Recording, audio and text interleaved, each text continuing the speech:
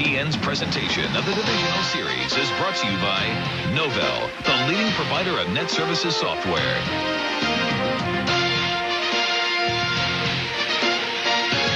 Here in Chicago yesterday, we had the game beginning with temperatures in the 70s, sunlit skies. It's 60 degrees and moving south, if you will, with the Windy City living up to its name. Winds from the northeast at 18 miles an hour, blowing from left to right. Cloudy, and they do expect a big front, as it did last night, I should say, after the game was over, to move through at about 4 o'clock. So it would behoove us to play it at a brisk pace. Lou Piniella gets off on the right foot with the win yesterday, made all the right moves, and he showed why his experience as a manager in postseason came into play, as well as his team that he puts on the field. In our Pepsi starting lineup, Mr. Leadoff Ricky Henderson in left field. Mike Cameron, the former White Sox, who impressed yesterday with 2 hits. Alex Rodriguez, 3 for 5 at shortstop. Edgar Martinez, the 2-run homer in the 10th to win it. John Olerud, who followed with the home run at first base. Jay Buhner in right field. David Bell at third base. Dan Wilson will catch. And Mark McLemore will be the second baseman. So Wilson for Oliver, the only change for Lou Piniella. Look at what Edgar Martinez has done against today's starter. And he has been, certainly since midseason, the ace of the Chicago White Sox, 28-year-old left-hander Mike Sirotka. He's one of those guys, Boomer, that wants the baseball. He's not 100%. The elbow has been a problem the last couple of weeks, but he's good enough to go today. When Mike Sirotka is successful, he's pitching down in the zone, and he's getting a lot of ground balls to the third baseman and the shortstop. Well, let's not forget, defensively, that's been a problem this year for the White Sox. 36 errors for Valentin, and we know the third baseman, Herbert Perry, not at 100% with that hamstring. Defense, and Charles Johnson, certainly wearing the camera for us, showed how good he played behind the plate. What a job he did yesterday. And I thought the biggest play of the game for them was back in the third inning when he picked off A-Rod. First and second, nobody out. Olerud up to bunt. He threw behind A-Rod. They got him at third base. The next pitch was a double play from John Olerud. I thought that really settled down their young pitcher, Jim Parquet. He was terrific through the 6th inning after that. Ricky Henderson, 78 leadoff home runs in the regular season. Brady is so far behind, as is Bobby Bonds and Paul Molitor, that not just like that stolen base list that Ricky has lapped the field on. He has 1 leadoff home run in the postseason. And as he did yesterday, Ricky Henderson leads off with a base hit. Unusual for Rick Sutcliffe, swinging at the first pitch, but he's done it again. He's on, and he's such an agitator. Nobody in the history of baseball can divide a pitcher's attention as Ricky Henderson can. Right when you think, all right, you know, he's going to pass Babe Ruth next year in career base on ball, you figure he's going to take that first pitch. I'm just going to get ahead. The crowd was excited. Their voice, the volume, the level was up. And yet now, Ricky Henderson turned that down. So this brings up former White Sox Mike Cameron. He also swinging at the first pitch. Pops it wide at first, where Paul Konerko will make the play. So 2 pitches, a single, and an out. So maybe they get cabled down there, I guess, in the dugout, because we said they should play this at a brisk pace with rain coming, and the Mariners are trying to oblige. Well, Mike Cameron is trying to learn from the guy that led the game off in Ricky Henderson. Eventually, Cameron's going to be a leadoff hitter. Part of the reason Lou Piniella and the Mariners wanted Ricky Henderson here, to help that learning curve for Mike Cameron. Try to speed that process up a little bit. Ricky swinging at the first pitch. The difference, though, Ricky got a good pitch to swing at. Mike Cameron didn't. Alex Rodriguez, 3 singles yesterday, 3 for 5 and an RBI. Former batting champion, as is Edgar Martinez, as is John Olerud. So when you talk about 3, 4, 5 with power, yeah, they also hit for average. This certainly delivered, as we talked about in the open. We will keep an eye as Sirotka evens the count to A-Rod. On Sirotka, he went to 3 innings. His last start in the regular season last Thursday at home against the Red Sox. Lifted after hyperextension in his left elbow, which he talked about. would have normally been game 1 starter, but the Jerry Manuel held him back one more day. So we will see. He's on a, normally he would go 120, 125, but it might be more like 100 pitches today, Rick. Yeah, normally he's not going to be on a pitch count. I'll be honest with you, I was a little bit surprised that they brought him back for game 2. With him throwing as many pitches as he did to prove himself Monday. Oh, he could prove. Oh, and he throws that wide. It looked like, but no, it's not. The White Sox, who turned the double plays yesterday in a not the smoothest looking double play we've ever seen, but yet as effective as they need to be. White Sox coming up. White Sox turn the double play. Now can they make it double Dutch and do some hitting, as they've done all year for manager Jerry Manuel. 3rd season here with the White Sox as skipper. Learned at Felipe Alou in Montreal and on the Florida Marlins, Jim Leland in '97. And his team has posted the best record in the American League. Our Pepsi lineup is Ray Durham, who really was impressive in the field and at the plate with a home run yesterday. He leads off. Jose Valentin is at short, hitting second. The big hurt 0 for 3 yesterday, leaving 5 men on. Hits third. Maglio Ordonez in right field hitting cleanup. Carlos Lee in left field. Paul Konerko at first base. Herbert Perry is the third baseman, playing with that bad hamstring. Chris Singleton had a triple yesterday in the 8-hole in center. Charles Johnson had 3 hits in the 9 slot behind the plate before he was lifted. And what they could not do yesterday, they had their opportunities. Runners in scoring position, a woeful 2 for 14. Can they improve today against the left-handed, and I want to say journeyman, but a guy that's battled back from injury after injury. 9-game winner this year, and kind of a surprise starter for game 2, Paul Abbott. He's really been a surprise to their organization.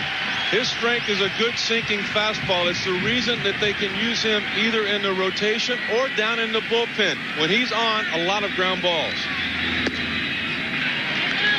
Durham shows bunt, pulls it back for ball 1.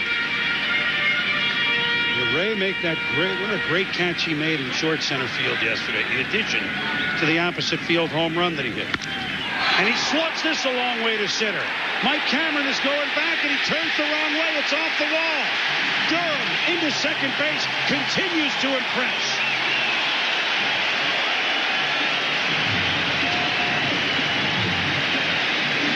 How about showing bunt, and then the next pitch hitting at 400 feet? Well, it shows you the power of Durham. He displayed that power yesterday, but this is Mike Cameron's fault right here. He never picked the baseball up. He didn't know where to go, and by the time he realized the ball was over his head, he could not get there. Cameron was one of the heroes yesterday. In the 7th inning, he drove in the tying run. He scored the winning run in the 10th. He scored the 2nd run in the 1st inning, but he may have just allowed the 1st run for the White Sox to score this afternoon. I missed playing that ball. Jose Valentin shows bunt and pulls it back. He was 1 for 4 yesterday, including a double. So the Mariners come in much better fielding, at least by the percentages and by the amount of errors. But in this series thus far, the first inning of the 2nd game, the White Sox have played better in the field than Seattle has. Odd. And you know what else was odd was around the cage today in batting practice, the first group, Maglio Ordonez, Ray Durham, and Frank Thomas, yesterday they were quiet. Today, they were screaming at each other. Ray Durham saying, somebody do something. This has done something down the right field side, and this one will drop in. Durham scores. Valentin to second. Here come the White Sox. It's high noon, and the clock is dinging already.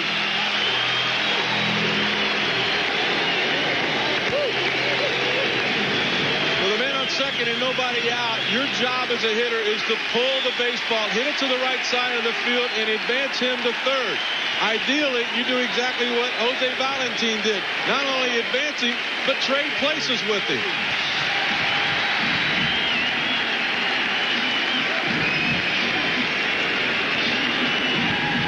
Watching these guys unload here in the first 2 at-bats makes me think about how good the Seattle Mariner bullpen was yesterday. 7 innings, they kept this powerful offense from scoring to win that first ball game. You can't hold this team down forever, though. Abbott is up high. He's been up high with the first pitch every time, and both Durham and Valentin then teed off on the next. The Frank Thomas tees off, we may have a ball landing at O'Hare.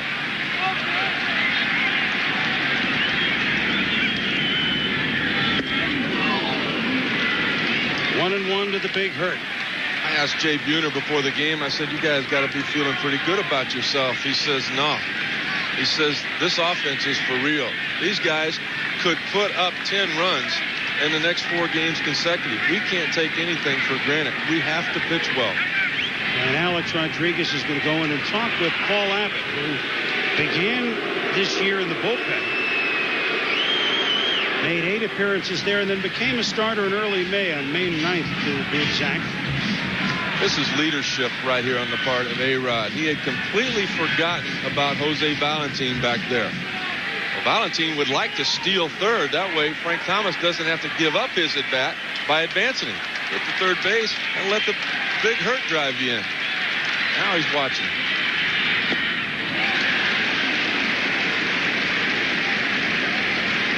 Two and one to Frank Thomas.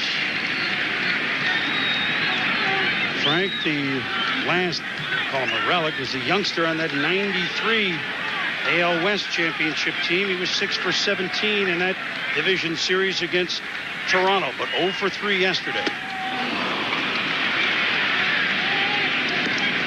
He's just too long right now with that swing. He's led this ball club all year. He's wanting to do it in the second season, that being the postseason. But you don't have to be long to be strong, and that's been a key to Frank Thomas throughout his career.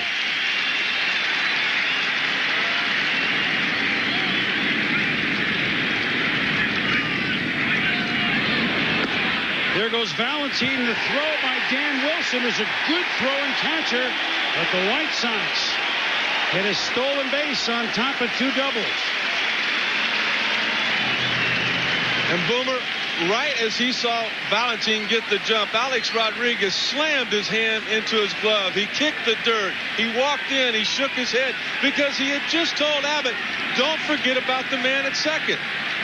Well, he paid attention to him for a couple of pitches, and then he forgot about it. Payoff pitch to Frank Thomas. Gets under it. Will it be deep enough to score the runner? This is Ricky Henderson. He bluffed. And it's a good thing that he bluffed because it was shallow enough for Ricky to make an on-target throw. Valentin back to third. He stole a base yesterday, stole a base today. The young change on the defense. We told you Dan Wilson, a better defensive catcher than Joe Oliver. Oliver did his job yesterday, Rick, with a home run. Well, also Alex Rodriguez did his job offensively and defensively last year. Only 10 errors on the year for A-Rod. MVP type offensive numbers, and just scary to think that he just turned 25 years of age. He's going to get better.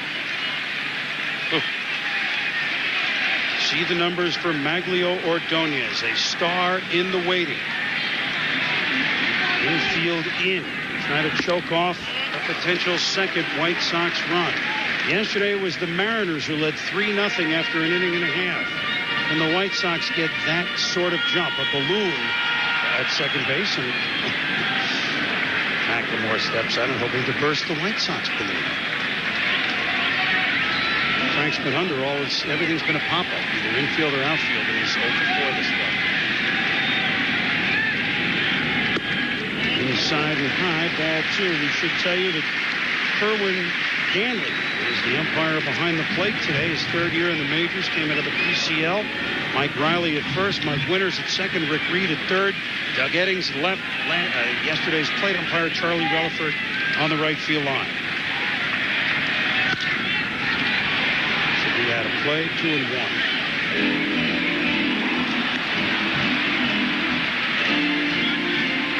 I don't think Abbott's really concerned about falling behind Maglio Ordonez here. He knows that he doesn't have to give in this situation. The guy behind him, Carlos Lee, is a good offensive player, but he's not a Maglio Ordonez yet, and he has also grounded into 17 double plays this year.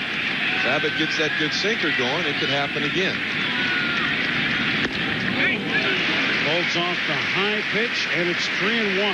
And this pitch right here, I think, will be the telling tale as to whether the Chicago White Sox learned from their mistakes yesterday. If it's not a strike, Ordonez cannot be selfish, cannot be over-aggressive and expand the zone. Stay within the strike zone. He doesn't give you anything to hit. Have confidence the guy behind you can get something done. Fouls it. Were you ready to make that play? That was one booth over. I got you covered, partner. Okay. If I can take care of myself from 60 feet 6 inches away from that mound, I can cover you from here. Look at this pitch right here, though. Is that not ball 4?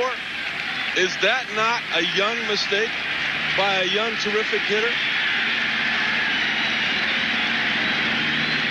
Payoff pitch. That is ball 4, however. So now runners on the corners with one out for Carlos Lee. Lou Piniella, you know what? Yesterday, starting Freddie Garcia, and today starting Paul Abbott, starting 2 guys that won 9 games. Never in the history of Major League Baseball, in any postseason series, has any team started 2 pitchers, neither of whom have won double figures in games. It's just odd. Here's Carlos Lee. We're talking to batting coach Vaughn Joshua. He said, here's the guy that we need to get going a little bit. Maglio had good swings with only 1 hit, extra bases yesterday. Lee had a hit late, a double to lead off the 10th after the game was pretty much decided. He thinks he'll play a big role. And you know what? With runners on the corners in the first inning, he's right.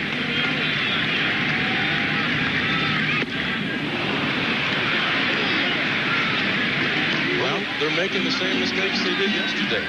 Big, long swings, everybody trying to hit the ball out of the park. They hit a lot of home runs this year, but they put themselves in counts to where they got good pitches to do that with.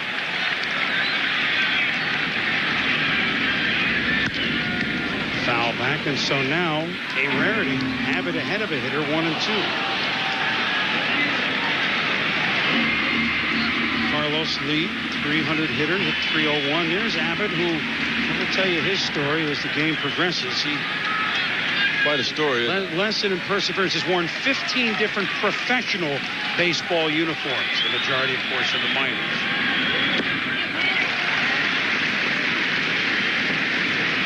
Well, when you warm up in the pen, you get control of your fastball, you get control of your breaking ball, you locate your changeup, but you cannot get control of your adrenaline when this crowd gets loud and all of a sudden the umpire goes play ball.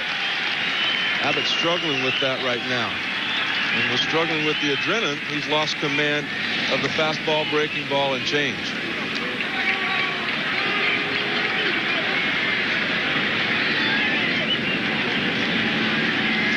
Valentin is at third base. Ordonez is at first. 1 run home. Sox looking for more.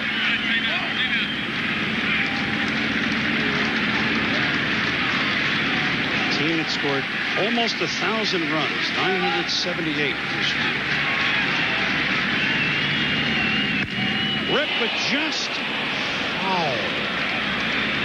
And Valentin and Wallace Johnson, the third base coach, to do a little John Travolta down there. He might be checking his body right now for leaks. He has no idea how that ball missed him. But Valentin doing it properly. It was in foul territory to begin with, because if you get hit there, there's no problem. It's a foul ball. You get hit in fair territory, you're out. Popped in the infield. McLemore and Olerud. Olerud takes charge. Now there's 2 out. Runners remain at the corners, and here's the first baseman, Paul Konerko, who came over from Cincinnati a couple of years ago in a trade for the Mariners center fielder, Mike Cameron. Cameron eventually coming to Seattle in the Griffey trade before this season. Konerko traded for Cameron. One-time budding star in the Dodgers system. 37 homers, 127 RBIs 3 years ago at AAA Albuquerque. Really finding himself in this home here in Chicago, as opposed to LA or Cincinnati.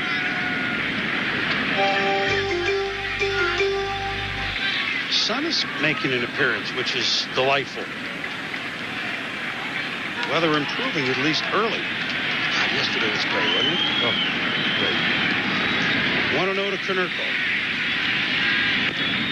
Little check swing. Abbott from the seat of his pants to Olerud. Well, we told you he persevered, and he did. So the White Sox had the Mariners on the rope. They do get one, but they wanted more.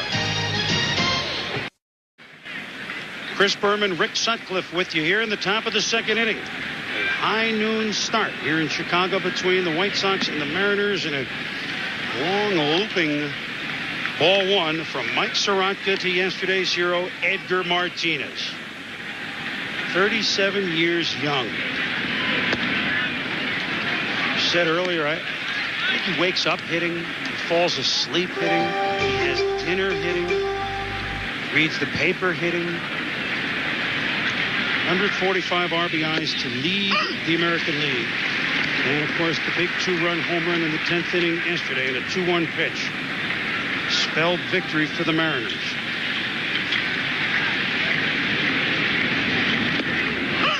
That's a nice-looking pitch on the outside corner. Sut 2-2.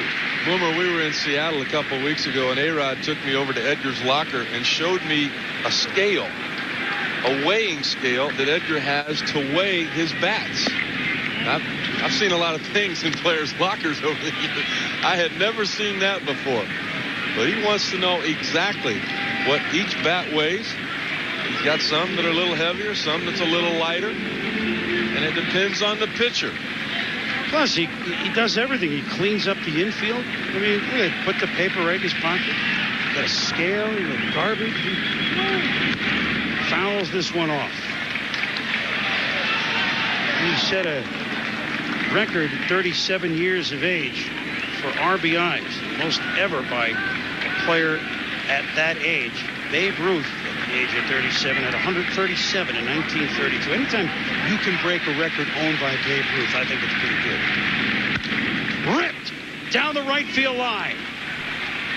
Over is Ordonez with a good arm.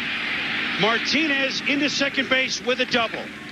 The hitting machine continues to hit on all cylinders.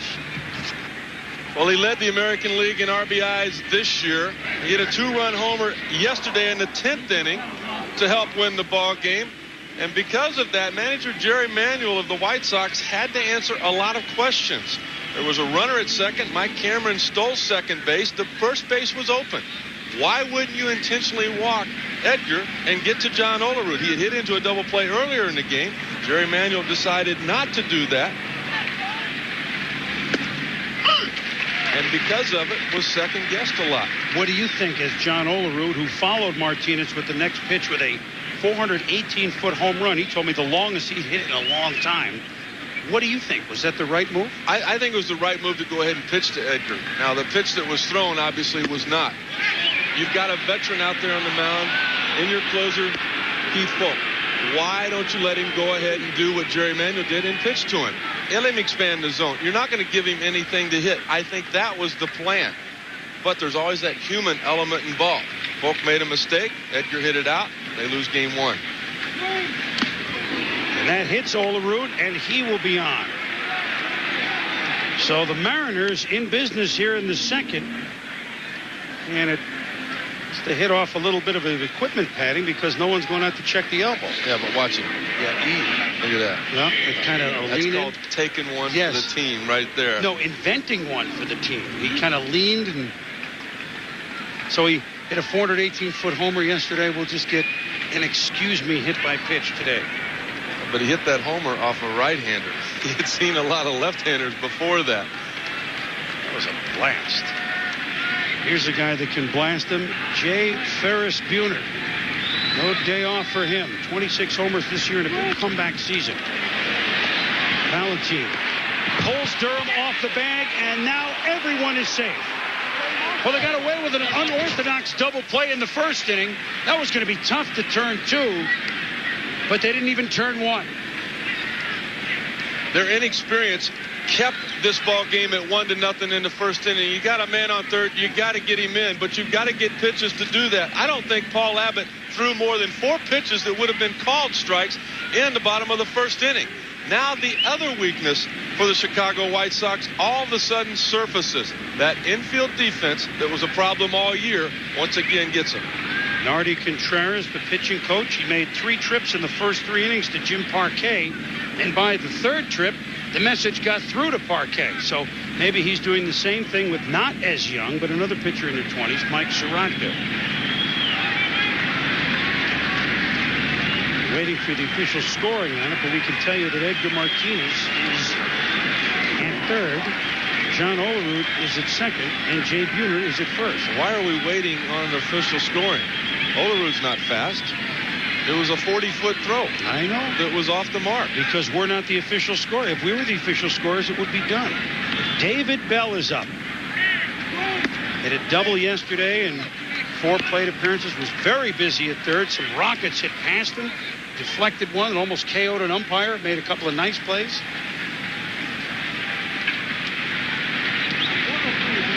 Big opportunity for the 28-year-old third baseman. Ripped to the left side. Martinez scores. Olerud being held up. So checkerboard baseball, but the Mariners have tied it.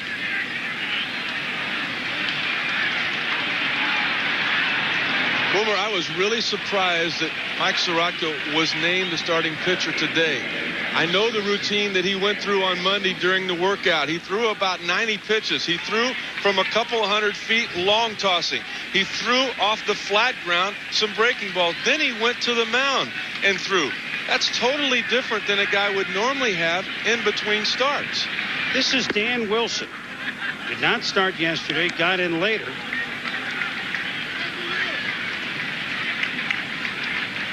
And Wilson was 0 for 2 yesterday, and that extends something that he can't wait to see ended.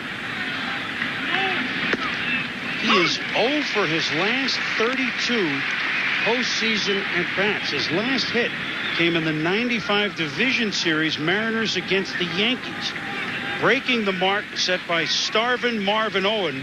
You played with him, Rick, on the 34-35 Tigers. Come on.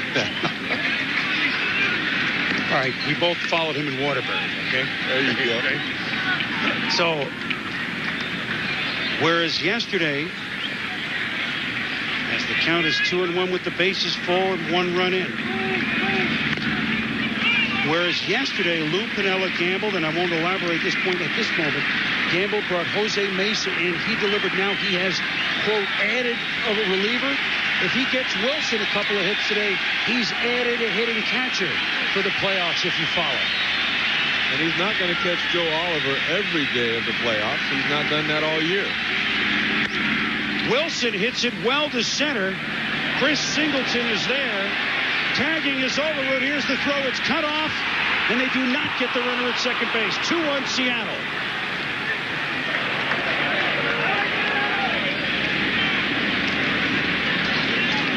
All 3 of the outfielders for the Chicago White Sox have the ability to throw people out at home plate. Paul Konerko, though, does a good job here. The throw would have been there in time, but it was off the line. He could see it tailing down the first base line, and he did all he could possibly do. We're not going to look at it. It's going over there. You see the catcher, Charles Johnson, coming off home plate. You're not going to get him at home. So Konerko did the smart thing. You cut it and try to get somebody else, although it was smart base running on the part of Jay Buhner to keep from getting caught. So not a hit, but a key RBI and a sac fly for Dan Wilson. And that brings up Mark McLemore with 2 men on and just 1 out. And it was that sac fly that the Chicago White Sox were not able to get in the bottom of the first inning when they had a runner at third.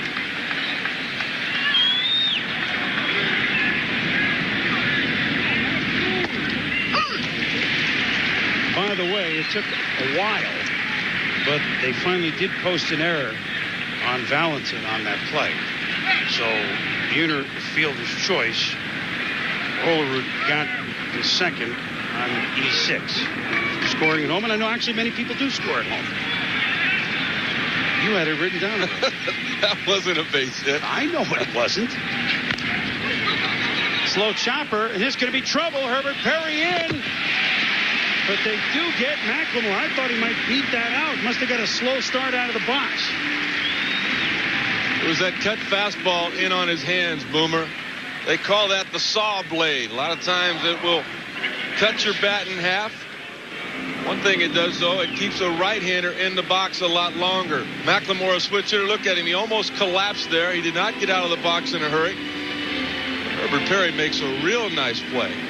Mike Sirotka needs his infield defense, particularly on the left side there at third and short. A nice play by Herbert Perry, but it was an error by Valentin that set up this big inning. Mike Sirotka needs to retire Ricky Henderson right here. 2 runs are in. A single would bring in 2 more. Swinging at the first pitch again is Ricky. And that's a foul ball as everybody gets tangled up over there. Buhner, Perry, umpire Rick Reed. Third base coach Larry Boa is a basic speakeasy over there. Well, I just mentioned Buhner making a nice play at second base. With 2 outs right here, I mean, you get back to the bag, that all looks good, but how come you're not going home on that ball? I mean, that's 2 outs. The ball's put in play, you go.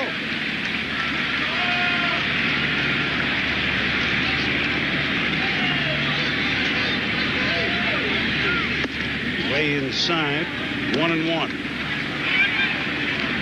Ricky singled on the first pitch of the game, was erased on an unorthodox pitcher to short to first double play in the top of the first.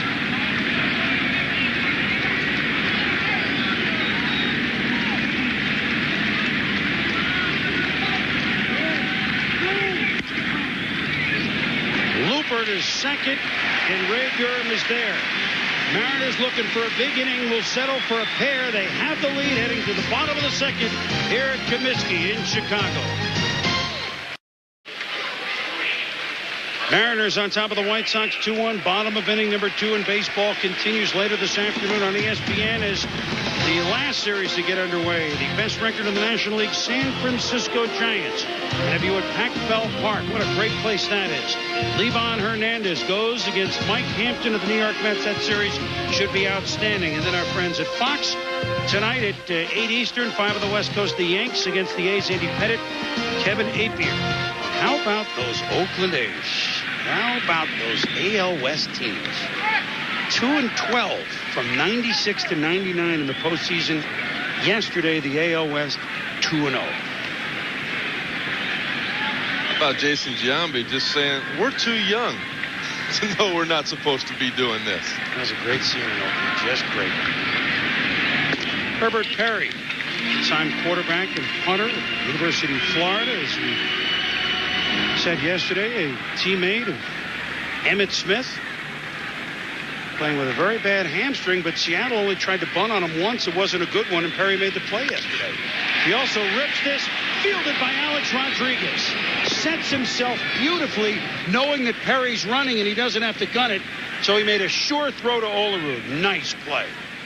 Boomer, the main thing that makes a good infielder is to have a good clock. That means you know when to hurry up and you know when you can slow down. After A-Rod secures the baseball in his glove, he knows who the base runner is. Herbert Perry is not fast to begin with. You throw in a hamstring injury, he's going to get slower. A-Rod knew the difficult part was making that play. Once he got it, everything slows down. Get up. Nice big target at first base. Nice throw. Chris Singleton, young man from the Bay Area, from the East Bay. Grew up an Oakland A's fan. I'm sure very quietly he was thrilled last night at the A's win over the Yankees. Chris had a triple in 5 trips to the plate yesterday, RBI. And Abbott is just up high with a lot of stuff. I mean, you know, the first inning, he threw like only 4 strikes. I know he'll get credit for more, but really only 4 were strikes, don't you think? Absolutely. Taking advantage of the youth and inexperience of the White Sox. There's a strike to make it 2-1.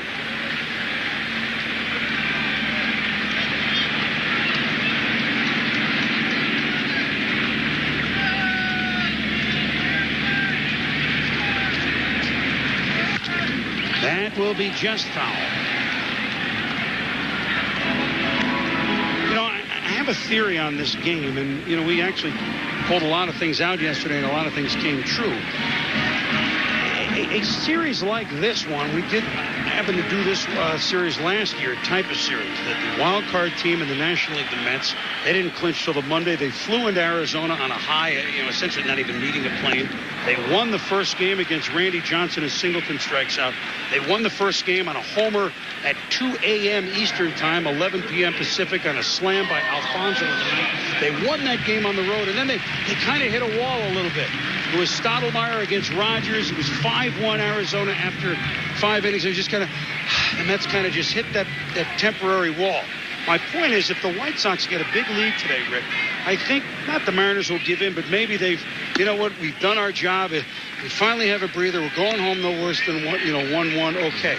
But if this game stays close for 5 or 6, then I think the White Sox really, the pressure cooker hits them. I know it took me a long time to give you that theory, but do you I agree with it, absolutely. I had a Louis Tiant wind-up on that story. I apologize.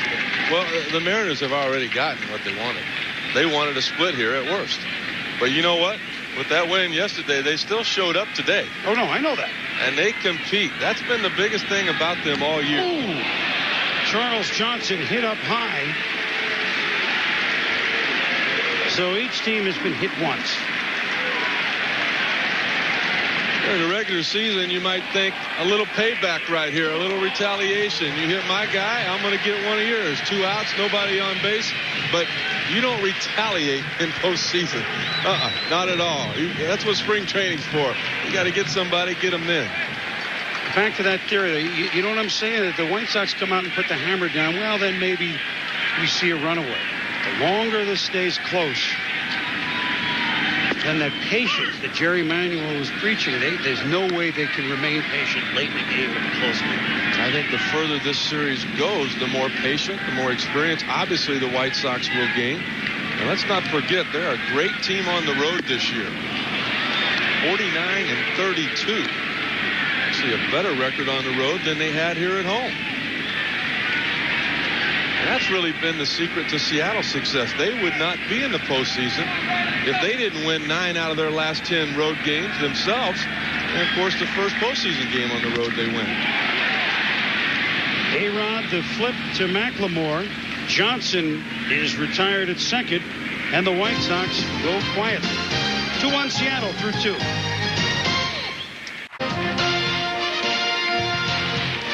Welcome back to Comiskey Park in Chicago. Chris Berman, Rick Sutcliffe, glad you could be with us on our second day of coverage here on ESPN at the Division Series. We're bringing these to you ever since '96. Mike Sirotka starts off here at the top of the third inning on Mike Cameron with a breaking ball in for a strike. October 4th, 20 years ago. 57-year-old Minnie Minoso pinch hit to become only the first 5-decade player. 40s, the 50s, the 60s, the 70s, and the 80s. It was on this day 20 years ago. Minnie threw out the first pitch yesterday. Billy Pierce, a member of the World Series 59 White Sox, or AL champ team, threw out the first pitch today. White Sox hoping some old magic will you. Minnie Minoso. They wanted to bring him back in the 90s to make it 6 decades, but they said, you know what? Don't do it.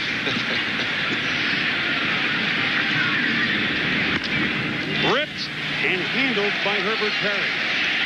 To Konerko, Cameron's gone 1 out. How about the toughness of Herbert Perry? There's a lot of guys with injuries like he's got that would shut it down. I can't play. I think a little bit of that football mentality has come out in him here. Yesterday we saw him diving down into the rail, down the third base line, trying to get a pop-up. Given everything he's got going down the line when he was on the base. You know, baseball players get criticized, and they should from time to time, for not being able to play with injuries that hockey players, football players play with. You hear about pitchers getting hangnails, and they're out for 2 or 3 weeks. I know you never could understand that. I think you took the post hurt a couple times. I don't think a hangnail got me. I had a few things that did, though. Alex Rodriguez. Hangnail's not going to get him. So many incredible numbers for him this year. But the most incredible to me is 148 games played. He played about 6 weeks on one leg. This will be out of play.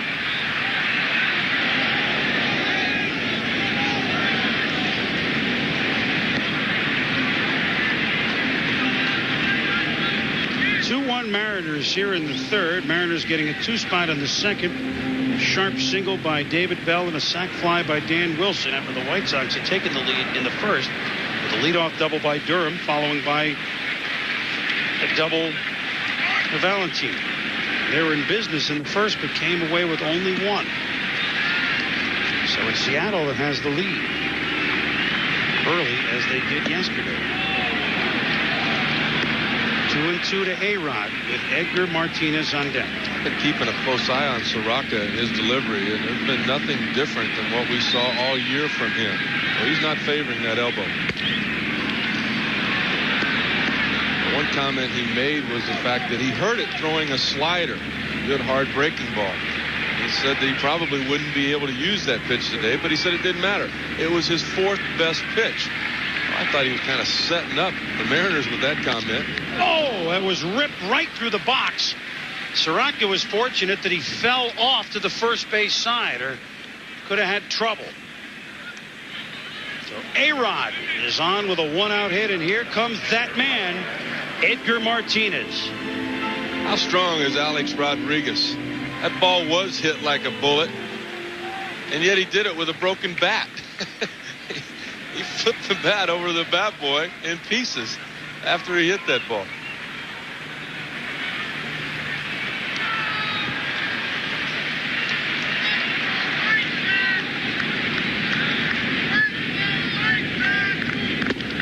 Up top to Edgar Martinez, ball 1. You almost hear a hush in the crowd. Oh, God, it's Edgar Martinez. You know, they remember the Yankee crowds when George Brett and the Royals would come in year after year. They didn't boo him. It was almost like nervous quiet.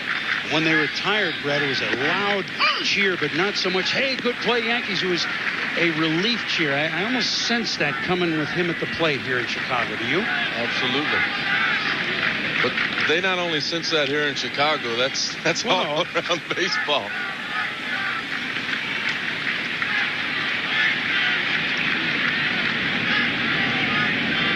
Sun now out pretty full. This is delightful.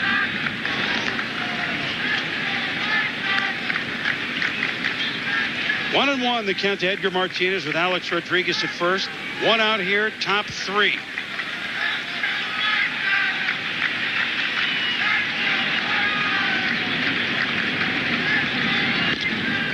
Slow chopper up the middle. Taylor made this time for Valentine to step on the bag. Over to Konerko, the second double play today, the 4th in the series thus far. 2-1 Seattle. Bottom of the third here in Chicago, the White Sox trail the Mariners 2-1 in game number 2 of this American League Division Series. 2-3-4 coming up for Chicago. Valentine, RBI double in the first, then Frank Thomas, then Maglio Ordonez. Both of these guys seem to have those butterflies and adrenaline under control. They've settled down. Sirotka doing what he does best, getting the ground ball double plays. And now Abbott locating that sinker. He had an easy inning in the bottom of the second himself. Crowd sensing maybe a big inning and maybe a little lightning off the bat of the Big Hurt. He's in the on-deck circle looking for his first hit in this series. Jose Valentine came over from the Brewers along with Cal Eldred in their trade for Navarro and John Snyder.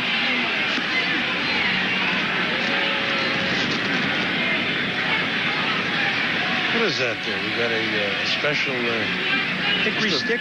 Big old piece of steel. Little drag bunt. Abbott. Safe. And Olerud is not sure about that. And here comes Lou. Oh, what a nice pickup he made. And Lou will lace into Mike Riley. Maybe not. He said no, he was off the base. Or it was an awful quick decision that Lou said, okay, you saw it, that's it. Well, my first impression is that John Olerud doesn't complain unless he's right. He thought he was out. Olerud knew that he made a nice play coming up with the ball. He thought the ball was there in plenty of time. But it's not John Olerud's decision that matters. Valentin down the line in a hurry. Watch Olerud come up with it. He's out. He's out. See it again. Olerud did. You did. I do. But we don't count.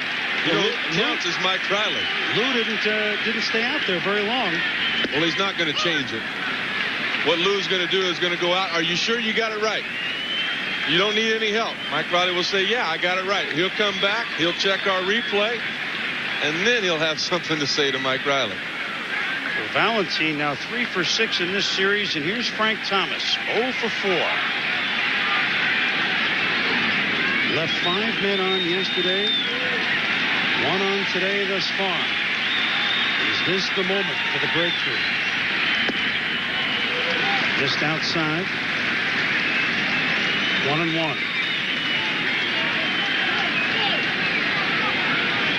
Valentin doesn't have the speed of a young Ricky Henderson or a Ray Durham, but a very intelligent base runner. 19 stolen bases on the year, only caught twice.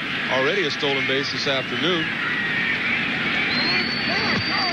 I find interesting, you know, and I, of course, announced games with Frank Thomas for over 10 years. And his wife made me Elise Silver. So the eldest of their 3 kids, son, named Sterling. I like that. That's great.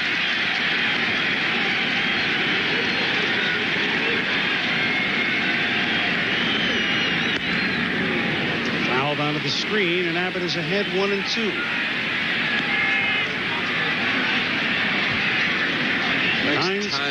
Next timing just a little bit off right now. Check out the location on this breaking ball. Oh, my goodness. And I'd still be playing if they would foul those pitches off when I was on the mound. That was a mistake that Abbott got away with. How long is he going to be able to continue to do that? Slow chopper. Foul ball. Foul ball. David Bell fielded it. And, of course, the fans didn't see the foul. It was called right away by Rick Reed, the umpire at third base. That was going to be another bang-bang play at first. Well, but David Bell shows all of you young infielders out there what to do. Play third base. Don't play umpire. He thinks the ball's foul. He can see that. But go ahead and make the play to the best of your ability. Instead of just holding it, turning around and looking, every now and then a play is missed.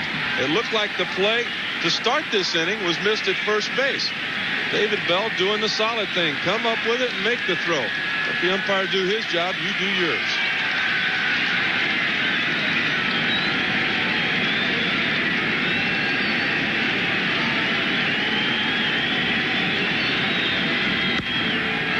Popped up again.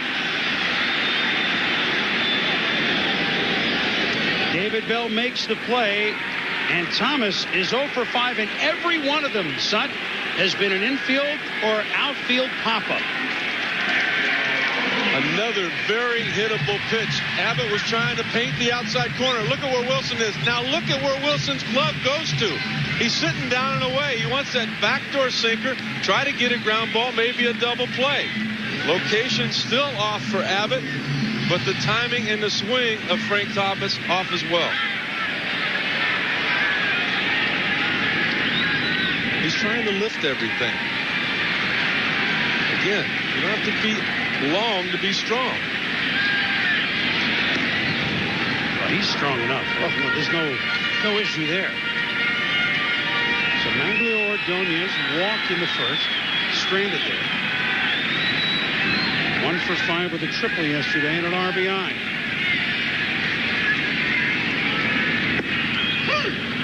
In there for a strike. At least this inning, Abbott's gotten ahead of a couple of the hitters. First inning, behind everybody. The White Sox only got the 1 run. Good thing he got ahead of Maglio there. He'd like to hit and run with the count in the hitter's favor. It's not now. So that might eliminate the hit and run, but it doesn't eliminate the stolen base opportunity for Valentin. In there for a strike, 0-2. Abbott had a very strong start this year against the White Sox, losing a 2-1 game.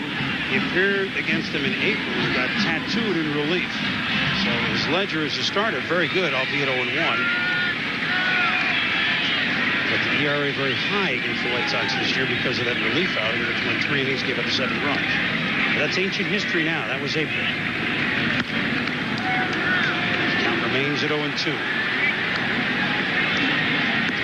What a great story it's been for Paul Abbott. The ups and downs that he has had trying to get to the big leagues. He's established himself now. He was in the big leagues back in 1990 with the Minnesota Twins. But since then has only been able to put together 3 years of major league service. A lot of injuries involved. How about this? He's been signed as a minor league free agent 6 times. I mean, that basically means that you're open. You've been released. Well, Elizabethton, Kenosha, Visalia, Orlando, Portland, the Twins, Canton, Akron, the Indians, Charlotte, Omaha, Iowa, Las Vegas, Tacoma, Peoria, and the Mariners. Those are the 15 professional uniforms that he has worn. And you're right. He pitched the Twins 90, 91, 92, a little bit with Cleveland 93, then out of the majors for 5 years until he came up with Seattle. This year he found a home. Perseverance, you're right. Yeah, a lot of injuries involved in there too. Shoulder surgery, some knee surgery. He was injured earlier this year in May, pitching in Baltimore. Harold Baines, broken back, came back, hit him in the face, all kinds of stitches. Yet he had a superlative outing. He took a no-hitter in Boston into the 8th. There's no-hitter into the 8th inning. One on the 8th. Broken up at Fenway by Rico Brogna. That was just in early September. Lou felt pretty good about sending him out there. And as you point out, he's gotten away with stuff. Doesn't matter how you do it. Well, he couldn't send Aaron Seeley out there because he had to use him in the ball game on Sunday. And he didn't want to send John Halama or Jamie Moyer out there because of all of the right-handed power that the Chicago White Sox have. Moyer and Halama being left-handed pitchers. Crowd just below us. Count remains at 2-2. Pitch looked a little up. 2 strikes, I guess you don't take a chance. Ordonez normally knows that strike zone. The first 2 pitches in this at-bat, he took for called strikes. There's been 2 pitches also in this at-bat that he has chased that have been out of the zone. Close, but nonetheless balls.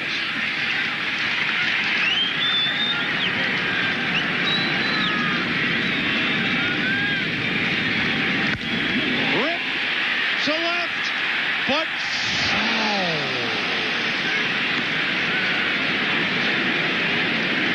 he was late on those 2 fastballs that he chased out of the zone, which meant he was staying back. Well, he was not late on that. In fact, he was too quick. And when a hitter starts to cheat to get out in front of home plate with the barrel of that bat to hit the fastball, that normally tells a pitcher that something of the off-speed variety could be successful and help you out. there goes the runner. The throw by Wilson gets into center field. So Valentine will round second and head to third. Another fielding miscue by the normally sure-leathered Mariners. Well, you can give them some blame for that, but you got to give Jose Valentine some credit. His manager, Jerry Manuel, wants his ball club to be fearless. Take a chance. Well, he knows when to take that chance, and now is the time. Just as he did earlier in the first inning when he stole third base, he's on third base again with less than 2 outs. That gets away from Wilson, but Valentine won't come in on that one.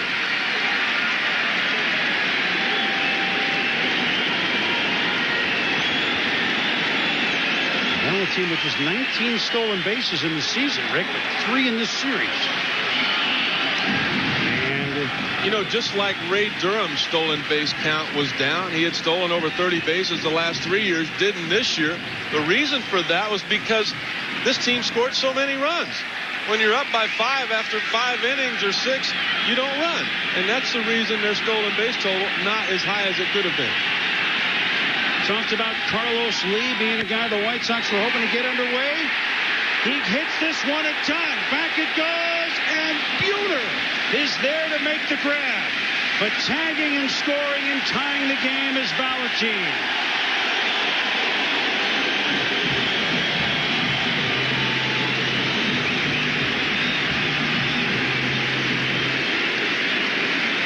One of the strengths of the Seattle Mariners all year was their defense, but it was the error on the stolen base that allowed Valentin to get to third.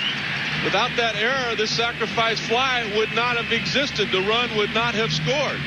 But because of the error, we're right back where we started, Boomer, with a tie ball game. Ordonez remains at first, 2-2 game, and Paul Konerko go up with 2 out. And there goes Ordonez. And they just be running on Abbott because Wilson has a good gun back there, and he didn't have much of a chance on that one, Rick. He had no chance on Valentin in the first inning when he stole third after Alex Rodriguez came to the mound and told him to pay attention to him. A-Rod really frustrated now, kicking the dirt because he knows Paul Abbott has fallen into that pattern once again. You've got to recognize running situation. All right, Valentin gets on with the bunt single. He's not going to run with Frank Thomas up there. He's not going to take them out of a big inning. But now Thomas makes it out. Now he might go. Ordonez only had 18 stolen bases in the regular season, yet he runs right away. Joel Pinheiro, a surprise addition to the Mariners Division Series roster. Now they're brought up AAA for not that long, but Lou electing to use him as each club has 14 players and 11 pitchers. This is out of play.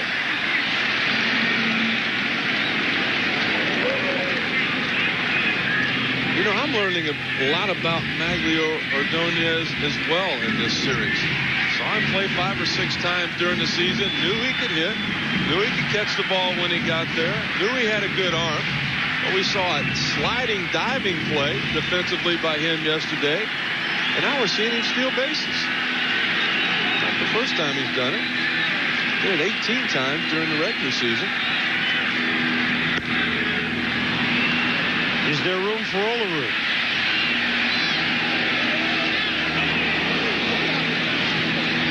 Yes, there is. Right in front of the photographer's box. Focus and click on John Olerud making this play. The White Sox have tied it 2-2.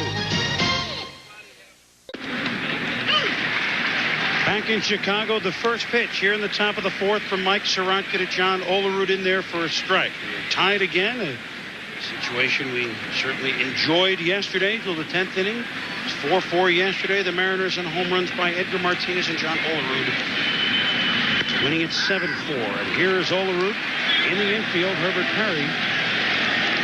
And there's 1 out. Rick, you notice a very interesting sidelight to Olerud's fine catch to end the inning at the photographer's box.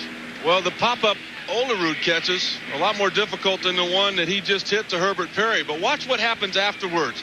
We mentioned Lou Piniella and the opportunity to go in and watch our replay that showed that Mike Riley missed the call. So what does Piniella do? He doesn't embarrass the umpire in a situation, but the first opportunity to get to him, he goes out there and he says, hey, I saw the replay, you missed it. Well, all Mike Riley can do at first base is believe him.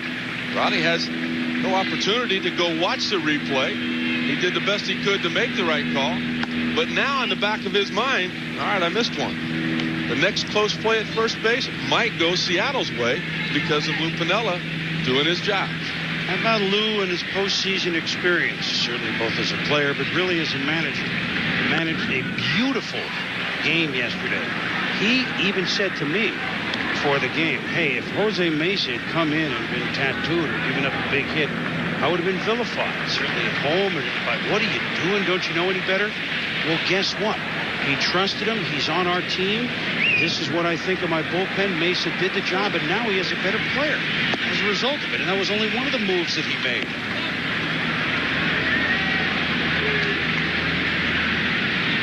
I just thought it's funny, White Sox fans, a lot of them, as the count is 2-2 to Jay Buhner. is fouled off. I said, well, boy, Manuel is his first postseason game. Lou outmanaged him. I hate to look at it that way. Manuel did the right thing because if his young relievers deliver in this situation, they've already got their playoff experience. It's just that Lou managed a beautiful game. It's not one outmanaged the other. I don't believe that at all. Do you agree? I agree with you. Not only his young relievers do the job, but his young hitters didn't get the job done yesterday either. Oh, this is slugged by Jay Buhner. Back, way back. Gone!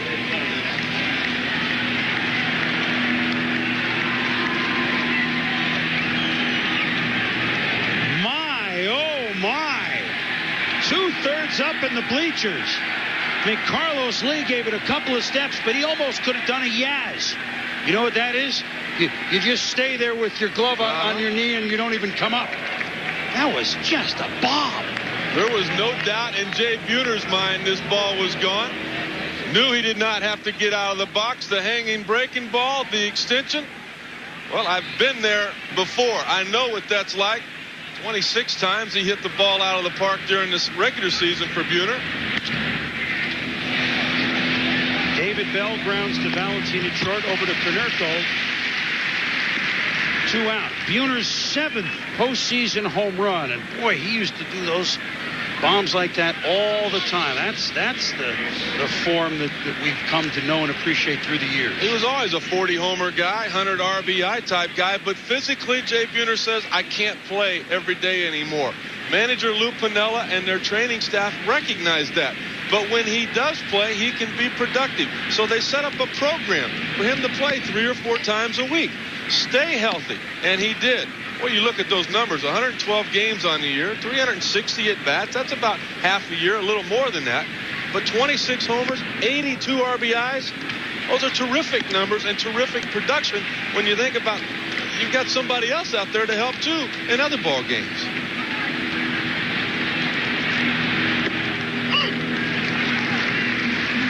Wilson, a sac fly in the second inning, driving in the second Mariner run in that inning. Count is 2-1 to very personable backstop, long-time backstop for the Mariners. Lou Piniella got to know when he was a minor league catcher in the Red system. Oliver was a major league catcher. Wilson was the young rising star in the minors. Lou got to Seattle and immediately made a deal involving Wilson to get him over here. Draws a base on ball. So he hasn't snapped that 0 for 32 streak yet, but he's got a sac fly, he's got a base on balls. It's coming. You can feel it's coming.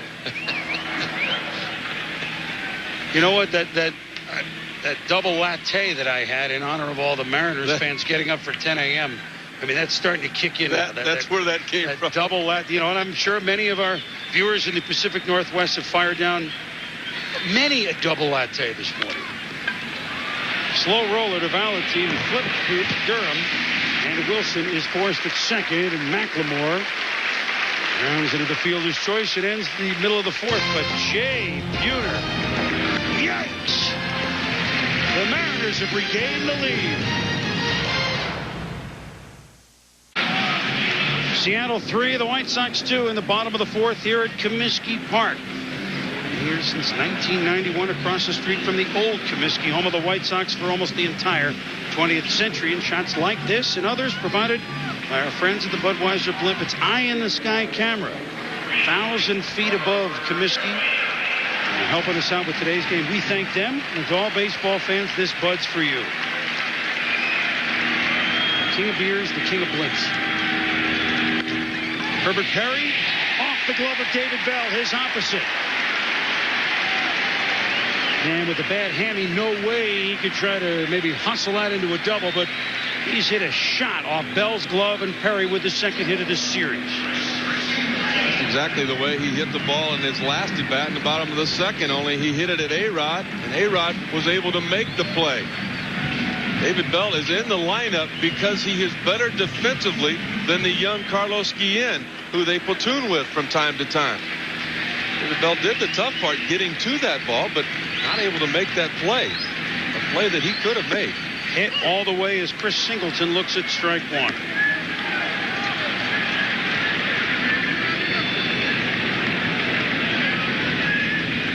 Sun out again. Boy, the day has turned out thus far much better than advertised.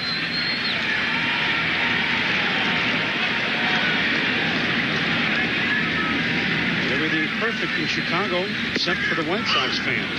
One loss and one trail. 0-2 to Sirotka. This struck out in the second. They're looking for some action. They kind of left a half inning early last night, I might add. Well, they've seen action all year long here in this ballpark. More runs scored here than any other American League park. A couple of National League parks that average more runs per game than the 11.8 here at Comiskey. Is one of them a mile high? Just a guess. Does one of them have a train in the outfield? Those would be the two guesses I would make.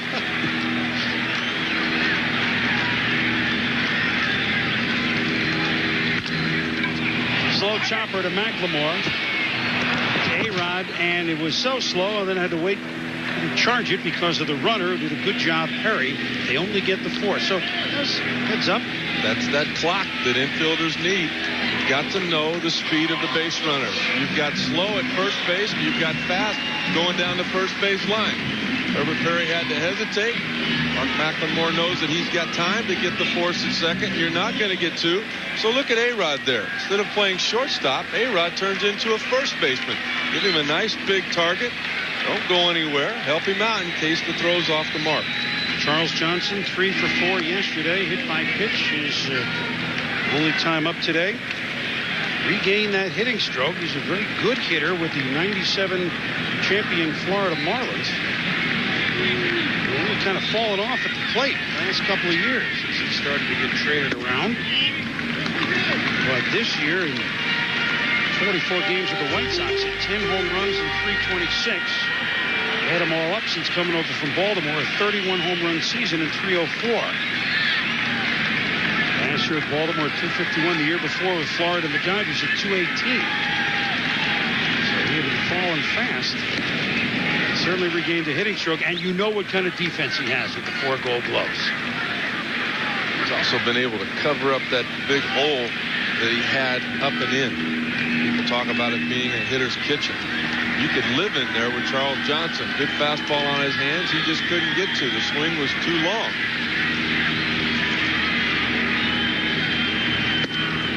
That one. And he told me before the first game that the way he was able to cover it up was by recognizing it, realizing that he cannot hit that pitch. Now, that's the most difficult pitch for a right-handed pitcher to throw to a right-handed hitter. Paint that inside corner. Charles Johnson says if he does it 3 straight times, I got to tip my hat and give him credit. But if he makes a mistake and he's off the mark, then he better give me some credit.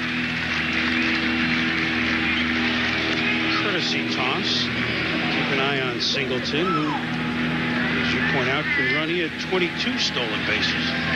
Durham led the team with 25. So Durham with 25, Singleton with 22. Told you Ordonez at 18, and Valentin at 19. Carlos Lee hit 13. White Sox stole 119 bases this year. They've stolen 4 in this series thus far. Crowd's going to boo. They don't like that, but Lou Piniella has to like that. A-Rod's excited now that Abbott is recognizing it's a running situation. Give Wilson a chance. More times than not, he'll get the run. And that's a pitch out. 2-1. There, A-Rod and Wilson will talk it over with Abbott again. No, it's almost like Paul Abbott, with his back to the runner at first base, to me, doesn't recognize leads. That's not a very big lead by Singleton over there, and yet he's going over a couple of times. On the other hand, when Valentin went off, he had a lead all the way out to the cut of the grass. Some guys' peripheral vision is just more than others. Taking a peek back over your left shoulder.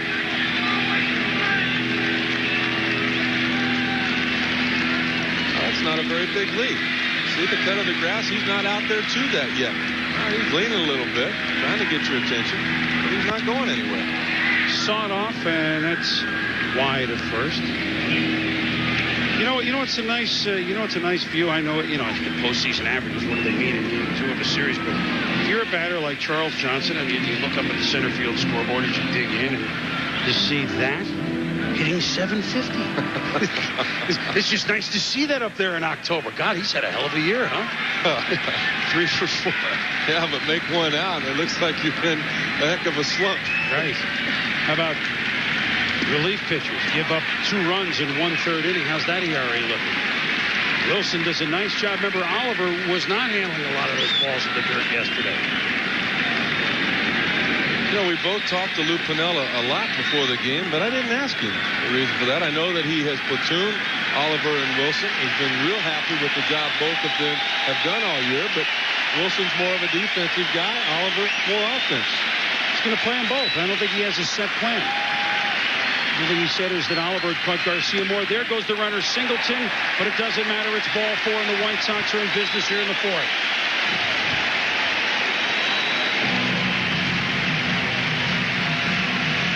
Nobody up throwing. We saw the youngster Pinero earlier. Lou get somebody up right here, right now, Rick? I don't think he will. I think he's pretty happy with the way Abbott's throwing the ball right now. Everything has been down for the most part. The base hit the start of the inning by Perry was hit on the ground. The ball was down, the location of his pitch. Got the ground ball off the bat of Singleton. Made some good pitches to Johnson there.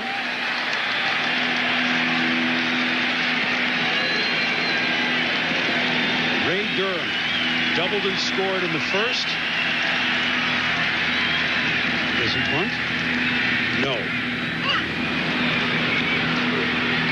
Now there is some action in the pen, we should say. It's one of the heroes yesterday by that 6 2/3 scoreless job, Jose Mesa. Now a stalwart in the bullpen here in the postseason for the Mariners after yesterday's performance. Turned him into a long man. The way Durham's hitting, you wouldn't with one out square him, would you? No. Wide of first, foul ball. This guy's really a special leadoff hitter for the Chicago White Sox. Just don't find that many good leadoff hitters in baseball anymore.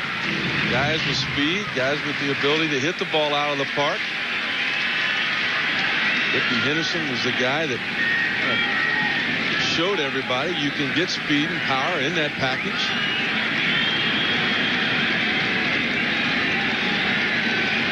Oh, 2 count to Durham with 2 on. Up top for a ball. 3-2 Seattle, bottom of the 4th. White Sox led 1-0. Seattle led 2-1, tied 2-2. Buhner's homer made it 3-2 Mariners. Staying alive. Nubs one into his own dugout.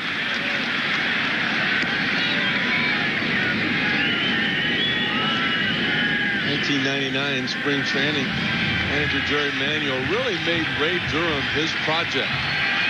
Not only from the neck down, but from the neck up, the confidence, the fearless type factor. Well, in 1999, he also made him an all-star by all the time and effort the manager put into the player.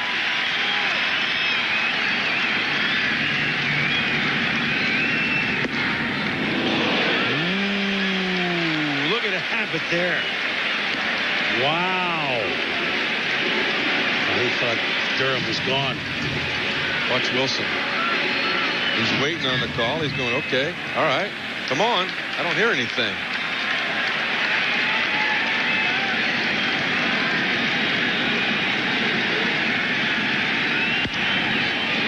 Sharply to McLemore, to A-Rod, to Olerud.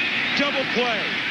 Paul Abbott looking in at the plate saying where was the strike, but instead he gets the double play ball and the 1-run lead preserved. Top of the 5th, the Mariners lead the White Sox now on another nice day. It's developed here at Chicago, 3-2. Hey, tonight we dropped the puck, eh? The NHL season underway, and we give you wall-to-wall coverage. The Colorado Avalanche against the Dallas Stars as Patrick Roy needs 3 to tie their all-time win record of the great Detroit Red Wings netminder Terry Sawchuk. Stars and Avalanche, they meet almost all the time in the playoffs. Stars had the upper hand the last couple of years. Avalanche before. It's a great, great series. Waugh and Forsberg, Sakic for Colorado. I love watching them. And McDonough and company with the Stars. Got you covered tonight with pucks at 8 o'clock Eastern, 5 on the West Coast. And for all you hockey fans in Hawaii, that'll be 2 o'clock. Hockey fans in the Seattle Totems still, they still playing? Seattle Totems, do we, the Thunderbirds. See, I got to get up on my Seattle pucks. It's a 3-hour ride to see the Canucks up in Vancouver from Seattle. 2-1 as we begin with Ricky Henderson. His 56th postseason game. Champion with the A's in 89. Remember the Blue Jays in 93? People forget that. 32 steals in postseason. Postseason runs. Although, you know, postseason records, you hate to really quote them because Mantle and Berra played so many less. You know, they only had the World Series. But nevertheless, that's the total of his runs. I hate quoting those records. But playing in 56 games is pretty impressive. And what a surprise. Ricky's been aboard 2 of the 3 times. At this point in Ricky's career, though, for him to be effective, he's got to score runs because you're giving up some things defensively. He's not the Gold Glove left fielder that he was with the Oakland A's. He was able to score a run yesterday in his first at bat. Here's a bunt by Mike Cameron, but it was a long way, and he didn't himself much of a chance to get it on, but that wasn't the situation, really. It's fielded by Konerko over to Durham. You mentioned earlier Lou Piniella managing the Cincinnati Reds to a World Series championship. That's the National League. There's a lot of sacrifice bunting over there. And that was a priority of Lou Piniella right off the bat in spring training. All right, we don't have Ken Griffey Jr. anymore. We're going to need to create some offense with the top of our lineup, and in particular the bottom of the lineup. A-Rod, Edgar, Olerud, they'll hit. The rest of you guys are going to have to learn to bunt. Well, that priority has paid off, and it proves it once again there. So now a runner in scoring position with 1 out for Alex Rodriguez and perhaps Edgar Martinez. A-Rod is 4 for 7 in the series. Lorenzo Barcelo is up in the White Sox pen. A little pirouette by Sirotka, who pitched pressure games in college, 91 and 93 at LSU, and that great program down there. College World Series champs. There's Barcelo. You know, Barcelo almost threw a complete game yesterday in the first 3 innings with all of the trouble Parquet had. You look at the fact that he didn't pitch yesterday, you think he must be fresh. That's not true.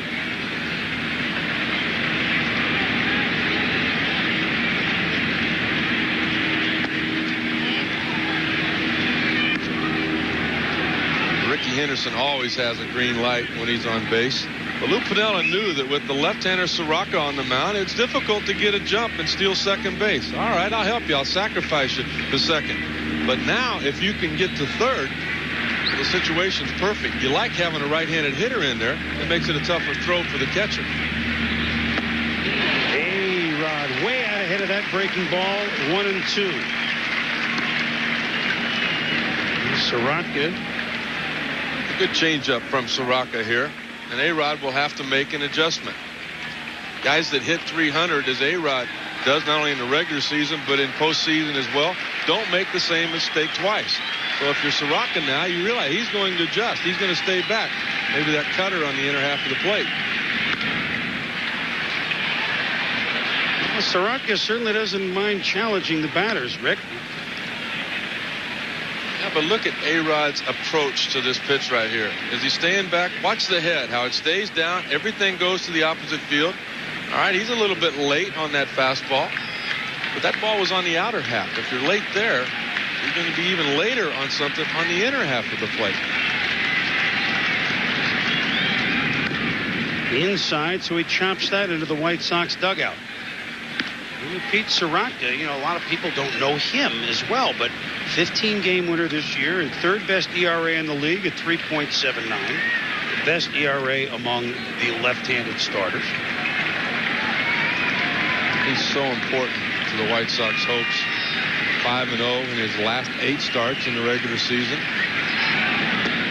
There goes the runner. Johnson, the throw, and it's not in time. So Ricky Henderson, postseason stolen base number 33. Ricky banged up at the bag. Larry Boa taking a look at him. We have 2 all-timers, Johnson with the arm and Henderson with the legs. But look at where Johnson's sitting. That tells Ricky Henderson that if it's a fastball away, A-Rod will protect me. If it's that changeup, that's the pitch I want to run on. Well, it was the changeup. Johnson had to wait for the ball to get to him. Then you saw him had to back up to get away from A-Rod to make that throw. And even though Ricky Henderson not as fast as he once was, he's still fast enough to beat that throw. It took the perfect pitch and the perfect situation with the right-handed hitter there to get him safe on that. But give Ricky credit for picking that situation to go on. Now he changes a lot of things. A fly ball gives the Mariners a 1-run lead. The infield comes in, not all the way in, but halfway in. Here's a slow roller. Perry looks home. It goes across the Konerko, and Henderson has worked his way around the bases, and the Mariners lead it 4-2. The walk, the sacrifice, the stolen base, and the infield chopper. Hello, National League ball. 2-run lead. Ricky Henderson shows you why he's going to be a first ballot Hall of Famer with exactly what you said, Boomer. Now watch the jump right there. Okay, it's on the ground. It's a high chopper. It's going to bounce one more time. I know I can get there. Perry knows he can get there. A-Rod says thanks for the RBI. We'll see if Ricky is banged up. Do you think he had a play at the plate? I think he had a shot at it, although it's a big gamble. I don't think he did. If it's on AstroTurf, maybe, because the game's a little bit quicker there. Perry knew he would get a good hop and maybe be able to make that throw, but you take a chance on opening up a big inning. Edgar Martinez tries to make this a big inning. Back goes Ordonez, back, and he makes the catch. Edgar with a bid for his second homer in the series, but Ricky has made that number 4. The Mariners have played, well, a Ricky rally into a 4-2 lead here in the bottom of the 5th. And you want to see, so look at this. Look at Ricky and Durham. Like, okay, I got you. Ricky almost like a hunter saying, here I go, safe. It looked like he jammed the wrist on that play. That was a great shot, fellas. He's out of the game now as a result of that. But Ricky has, leads off the game with a single. Makes that run all on his own. He has more than done his job. Raul Ibanez has gone into left field in place of Ricky Henderson. Ibanez yesterday came in to pinch run and then stayed in for Jay Buhner, was 1 for 2, and had the big 2-run double on Sunday to help the Mariners beat Anaheim in that final game. Jose Valentin to right, Buhner in. Jay makes the catch. There's 1 out. Here's Frank Thomas, 0 for 5 in the series. Rick? Talked about that swing just being a little bit long. Look at the hittable pitches that Frank gets. All right, there's 1. All right, he lays off that one. Now look at this. Oh, my goodness. Look at his balance, too. He's almost coming undone on that swing. You can see just a lot of movement that's not typical of Frank Thomas. We didn't think that he would be the one, I know it's only midway through the second game, that he would be the one more than the youngsters pressing. Do you think he's pressing? I mean, 0-5 doesn't mean a slump. It's just magnified because it's right here. Do you think he's pressing? You know what? Everybody presses. I mean, everybody wants to do something. But Frank, I think more than anybody, wants to impress people. This club has played so well all year long. They got off to a great start in the month of April. 181 runs scored as a team. Broke the all-time Major League record. Frank wanting to be the guy that gets them going here in the second season. Now the postseason has started. So far, just not able to do that.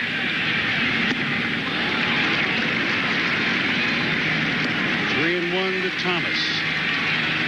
Frank has popped up to short left, popped up to third. 3 pop-ups yesterday as well, in addition to 2 walks. Pops a foul. I've never seen him foul off this many pitches in the last couple of days. Hitting's all about timing. Hitters will talk about how they see the baseball so well, they pick it up. Clearly, Frank is just not picking up the rotation. He's not seeing the baseball now, as most of the time he does. You pointed out to the viewers yesterday, Rick, that Galarraga type Tony Batista stance.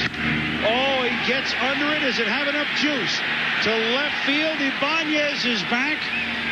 No, it does not. He's just hitting the bottom part of the ball. That's the best hit ball that he's had. But yet 0 for 6 thus far for the big hurt. 2 out. You know, I think, too, when I look down that line at the dimensions of 347, where is this ball in some of the smaller ballparks? It's a souvenir. It's a home run.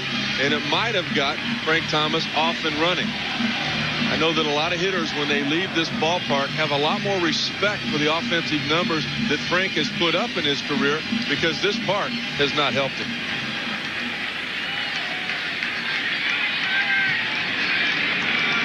Meanwhile, the White Sox had 2 doubles to start the game. Maglio Ordonez, 2 walks and a stolen base. Rips one that's gloved by David Bell.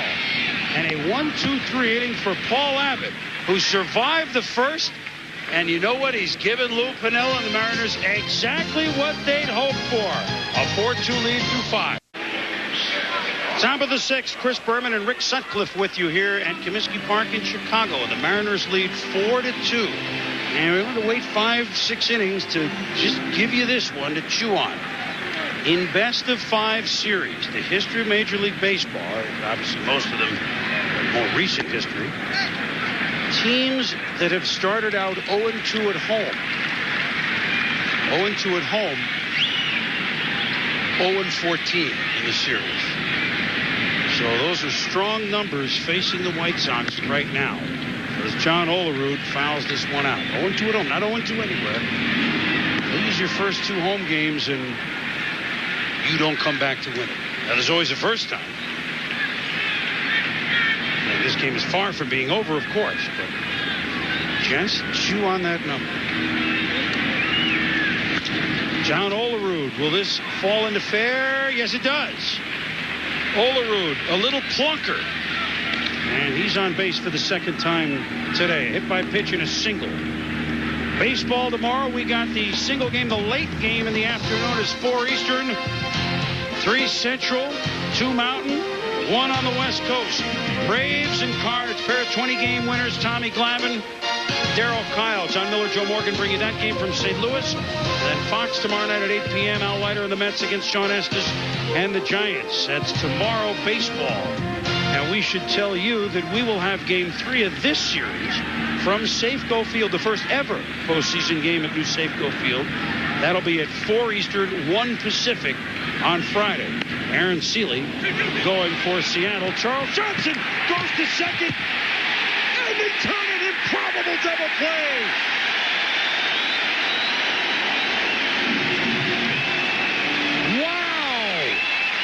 A sacrifice bunt turns into an explosive defensive play for the White Sox. That's because Charles Johnson is a weapon defensively behind home plate. Look how quick he gets out. Look at the mask off. He knows that even if the throw is not in time at second, he's still got time to get Jay Buhner at first base. The throw was in time, and he picks his pitcher up big time with the double play. Lou Piniella wanting to just continue to add offense, continue to put pressure on Sirotka and the infield defense. And you know what? Charles Johnson just took that pressure off of him. 3rd double play by the supposedly not good fielding White Sox. Now I got to tell you this as David Bell steps in.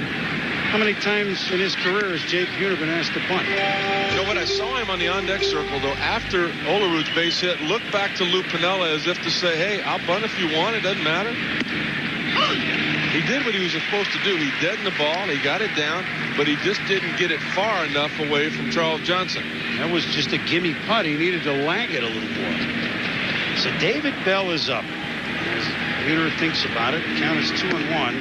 And what a thrill for the Bell family. Yesterday, David, in the postseason, the youngster, his father, one of our friends, one of our favorite people, and one of the great players of the past generation, Buddy Bell, manager of the Rockies.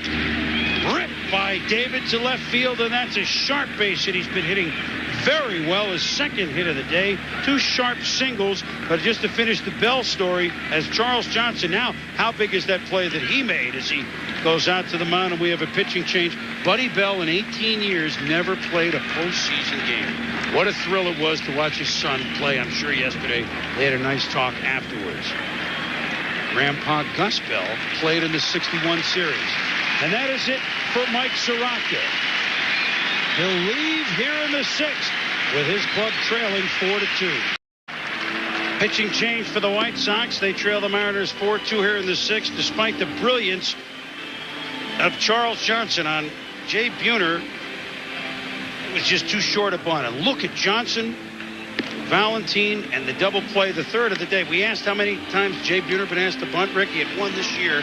That was his second since 1995. So this is not exactly something he does a lot. I think Lou Piniella might have been even a little bit surprised that Jay Buhner laid down that bunt. It might have been something that he just did on his own. Piniella looked at Larry Boa, the third base coach, after the double play as if to say, what's that? What happened? And he's going down there to check with his veteran to see what happened. What happened is that the reliever is Lorenzo Barcelo, and Dan Wilson hits it to left. Getting closer to that hit, but not quite. So 1 pitch by Barcelo. We'll talk about him next inning. The young 23-year-old comes in and gets the job done. It's a 4-2 lead heading to the bottom of the 6th. Bottom of the 6th in Chicago. The White Sox trailing the Mariners 4-2. Carlos Lee actually showing bunt after his sac fly his last time up to Buhner right to the fence and right. Pulls it back. It's ball 1. Chris Berman, Rick Sutcliffe, so glad you could be with us here. That game yesterday was one of the most fun that we've ever seen. Lee gets under this one. Raul Ibanez in left for Henderson a couple innings ago. Makes the catch, and there's 1 out. Well, after we're done here, we go to Pac Bell Park for the first ever playoff game there. And Dusty Baker, the San Francisco Giants. There's Jeff Kent, could be the MVP. Dusty and the Giants win 97 games. Host in all of baseball. They're hosting the New York Mets. That's the next game with John and Joe. Now let's see. Game 2 is tomorrow in San Francisco. We have a day off. I wonder what you're going to do. We're going to the West Coast Friday. Any thoughts? You want to be your own Swami and predict where I might go? I know where you're going. Just a thought that I might have to make a left on the way to Seattle tomorrow. Well, I tell you, the thought that Paul Abbott has put in the minds of the hitters for the Chicago White Sox is the fact that he's not afraid to come in. 2 outs in the bottom of the 2nd inning. He drilled Charles Johnson, a fastball up and in. First pitch here in the bottom of the 6th. Same thing. Fastball up and in to Carlos Lee. Get him off the plate and then get him out of the way.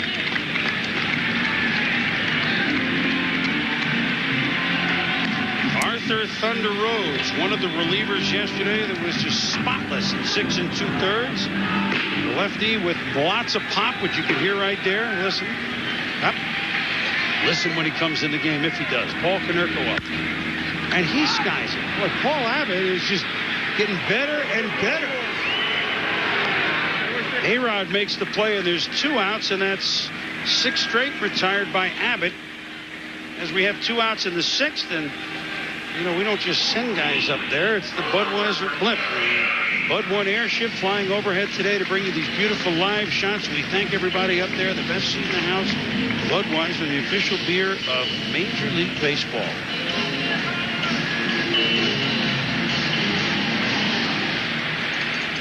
I was doing well there until I got fired by the frogs and the lizards on those Bud ads. You were replaced? They cost less. The lizards, they don't bring their agent and everything. Whoops.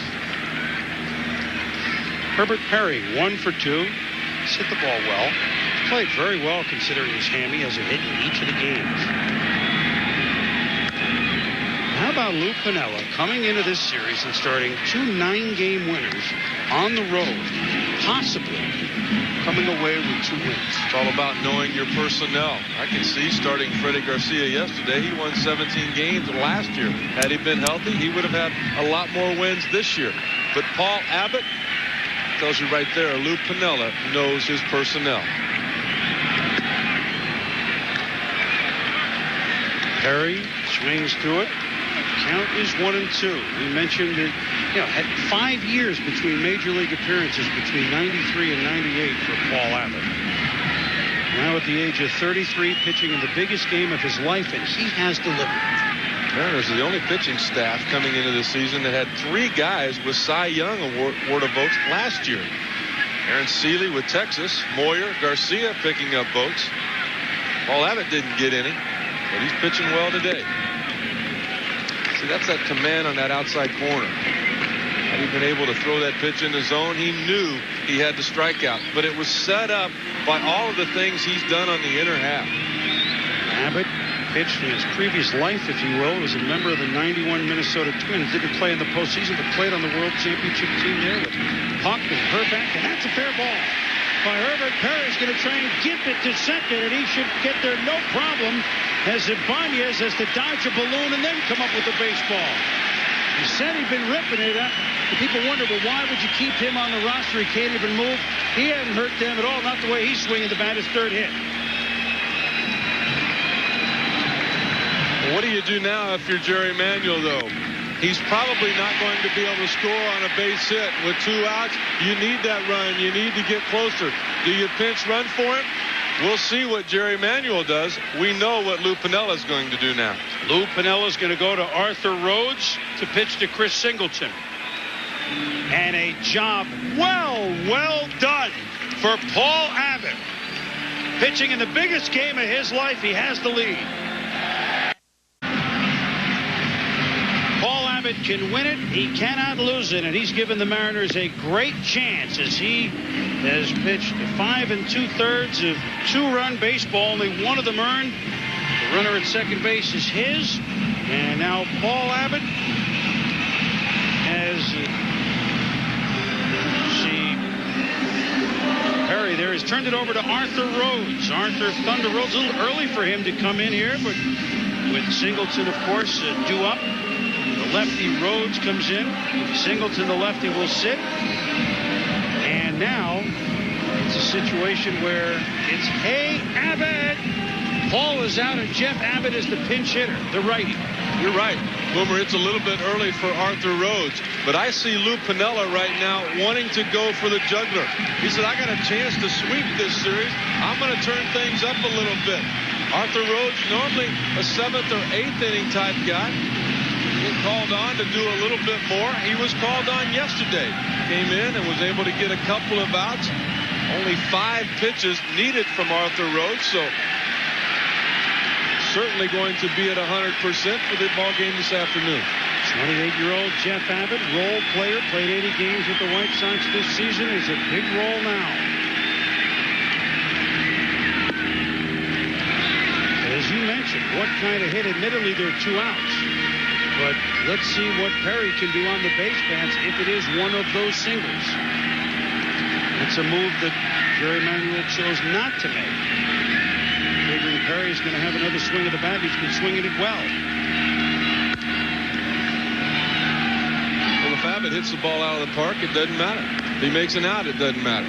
If it's an extra base hit, it won't matter. But if he gets a base hit, it's all about decisions. I remember a long time ago, Walter Alston, the manager of the Dodgers, telling me that in a 1-run ball game, one manager or another has something to do with it. 2 or 3-run game, it's usually a pitcher. 4 runs or more, obviously offensively, somebody went off. Now, as I look at the outfield, and Rhodes falls behind 2-1, I'm really looking in left field at Ibanez. He seems pretty deep for a guy that's hit only 3 home runs. The wind's not going that way. I mean, it's almost as if they're not playing for the play at the plate, which that surprises me a little bit, does it you? Well, they'll be charging that ball hard if it's hit at them for a play at the plate because they know what's there at second base. got a young Ricky Henderson there. You don't even consider it.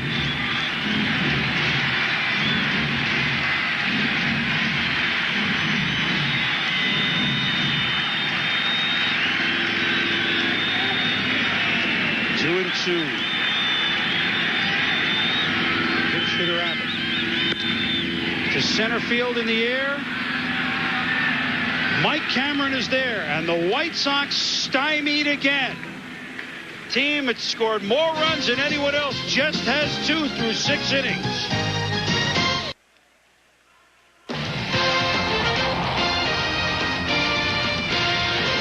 ESPN's presentation of the divisional series is brought to you by Claritin brand of Loratadine tablets, official sponsor of Major League Baseball.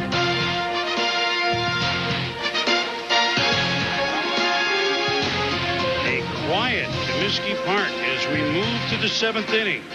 White Sox fans know that their team is running out of time. 4-2 Seattle. Game 1, runners in scoring position. The Sox, Rick Sutcliffe, 2 for 14. Today, 1 for 7. He added up 3 for 21, 143. That's not the lineup that accounted for 978 runs this year. As we begin 7th inning, Lorenzo Barcelo had 1 pitch in the 6th. He's there. And Jeff Abbott, who batted for Chris Singleton, stays in center field, batting in the 8th hole.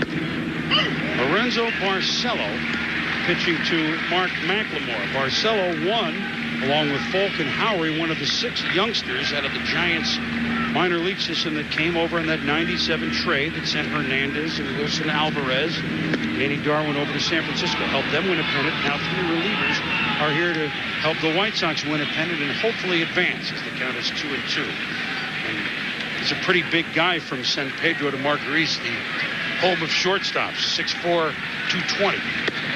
He was really considered the jewel in that white flag we give up trade, or seemingly, for the White Sox. But look at the returns they have now. Pete Falk, Bobby Howery, still got a good young shortstop, and Mike Caruso. We talk about the Chicago White Sox and all the runs that they scored. They have not been able to do what they have done during the course of the year. Boomer, you just mentioned 143 with runners in scoring position. They hit over 300 in those situations during the regular season. But the Mariners have done what they have done all year, and that's get on base. McLemore hit pretty well to center field. New guy in the game. The ball always finds you, but Jeff Abbott is there, and there is 1 out. Our Panasonic in-game box score for the Mariners, Ricky Henderson, while he was in, he's out of there at the top. Singled and walked and invented a run himself. The big guys all getting at least 1 hit, 3, 4, 5, continuing what they did yesterday. David Bell has impressed, hitting 2 sharp singles. So the Mariners, 4 runs on 7 hits. But as you saw, they've had a runner, at least 1 runner on every inning. Ricky is back on the bench, having his wrist attended to on the stolen base at third. Ground ball to second. Ray Durham over to Canerco, and Raul Ibanez is gone. And look who's here. Yesterday we had the commissioner. Today on the right, the chief operating officer, Major League Baseball, number 2 man, Paul Beeston. To the left is our boss, a great friend of all of ours, George Bodenheimer, the president of ESPN. Great guy. George and I have been together from the start, 20 years. And in the middle, that guy's everywhere, isn't he, Tigger? Well, he's got a reason to be. He's got family here. His daughter, Karen, married to Jamie Moyer. There's 3 pretty good guys there. That's like to be a fly on the wall with that trio, you know? Glad they're enjoying it. Good to get George out and watching a game. He in that office too long, George. Mike Cameron. Ground ball handled by Valentina. For the first time today, the Mariners do not get a base runner. 7th inning stretch time in Chicago. The home folks need a rally. 7th inning stretch time here in Chicago, and as our good friend, the Hawk, Ken Harrelson, who we've enjoyed listening to all year doing the White Sox games with Darren Jackson. Well, they can't stop it here, can they, these White Sox fans? But as the Hawk would say, he's looking for the White Sox to put him on the board. Hasn't been a lot of that yet. I love the Hawk. He's got that passion, doesn't he? Yes, he does. That's all he asks. Played with passion, he broadcast with passion. Swinging at the first pitch, a little fister by Charles Johnson. McLemore is out to make the play. 1 up and 1 down. We get set to go to Pac Bell Park after we're done here. Mike Hampton. Mets started in Hampton and Leiter, the lefties, and Hampton, of course, hoping he can help himself at the plate, too. Mike Hampton against he shall be Olivon Hernandez. 1 West Coast, 4 East Coast, 3 Central, 2 Mountain.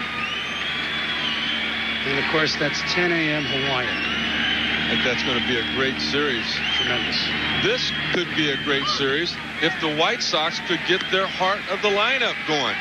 Yesterday, 3, 4, 5, and 6 hitters were 2 for 17.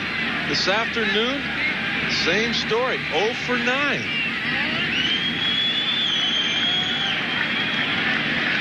Durham has done his job. Sure has. Valentin's done his job. Charles Johnson and Herbert Perry, they've done their jobs.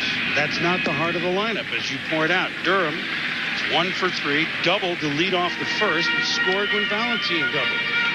White Sox led 1-0, had runners at the corners with 1 out, but Lee and Konerko could not deliver. And even Frank Thomas could not deliver with 1 runner on in that inning. So they had a chance to get Abbott out, maybe. Seattle in big trouble. As they did yesterday, Rick, when they led 4-3, they had a chance to put Seattle really on the ropes. They didn't do it.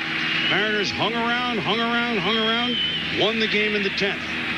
Jerry Manuel has preached patience, but they're running out of patience and running out of time. Durham trying to get his way on at 3-1 so the bigger thunder can come. Although Durham with a homer and double, he's been the biggest thunderers they've had.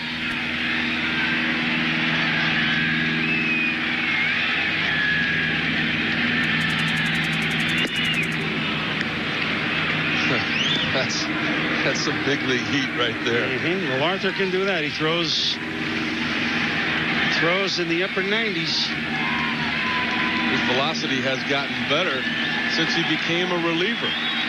He was in the low 90s as a starter. As you said, upper 90s now that he's a reliever. And Durham has done what he's supposed to do. Get on. Our Panasonic in-game box score, the top of the order, has done their job. Durham and Valentin, as you point out. But look at those goose eggs, Rick. 3, 4, 5, 6. Yikes. Well, the biggest one is that 0 for 3. He is the guy that has got to set the tone. A base hit for Frank Thomas will do a lot for his confidence. It will also do a lot for the momentum and the chemistry that's in that dugout, or lacking in the dugout, for the White Sox now.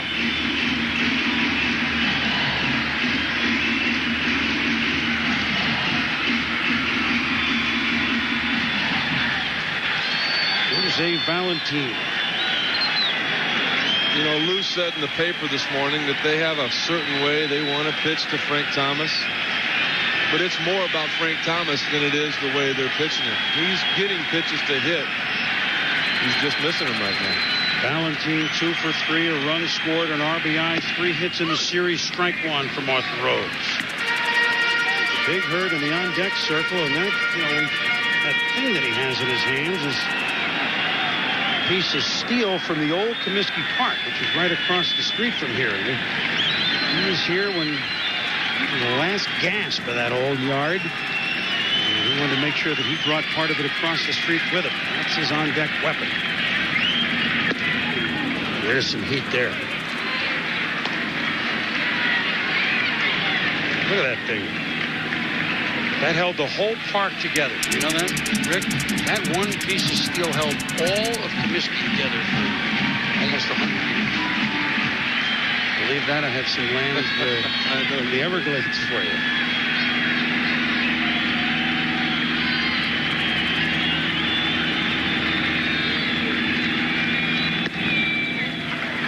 That's shows you how hard Arthur Rhodes is throwing right now. He threw the 3-1 fastball right past Ray Durham. Fortunately for Durham, the next pitch was out of the zone. The count 0-2. Jose Valentin saying, all right, I'm having trouble hitting you. Maybe I can lay a bunt down.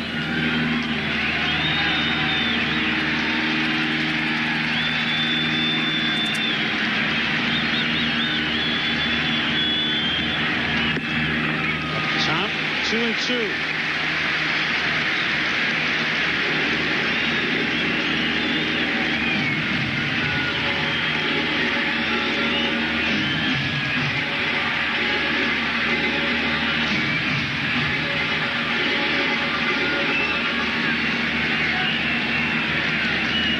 Then Thomas, then Ordonez. Valentin, the potential tying run. Shortstop that hit 25 regular season home runs.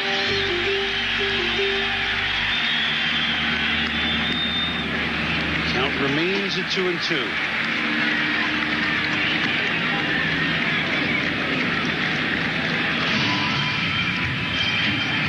Would like to distract Arthur Rhodes a little bit, possibly get Valentin something good to hit in this situation, but you cannot try to steal second base here if you're not positive you can make it.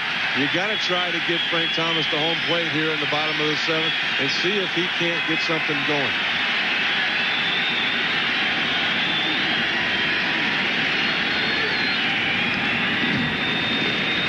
Different pitch. Different pitch and a very hittable pitch. Durham giving him some head looks like I might go. Now look at the location of that breaking ball. Because of the fact Durham might go, as a pitcher, you try to get quicker to home plate. Well, when you get quicker and long with your stride, your arm gets caught behind and you're not able to get the ball down. Well, he got away with another pitch. Not so much Arthur Rhodes, but Abbott got away with some pitches earlier in the game.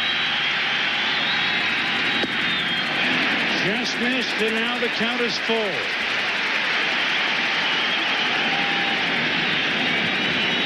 Now waiting for that opportunity to get it in, and here they are.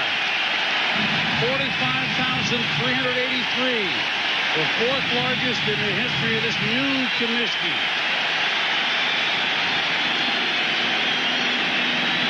On their feet.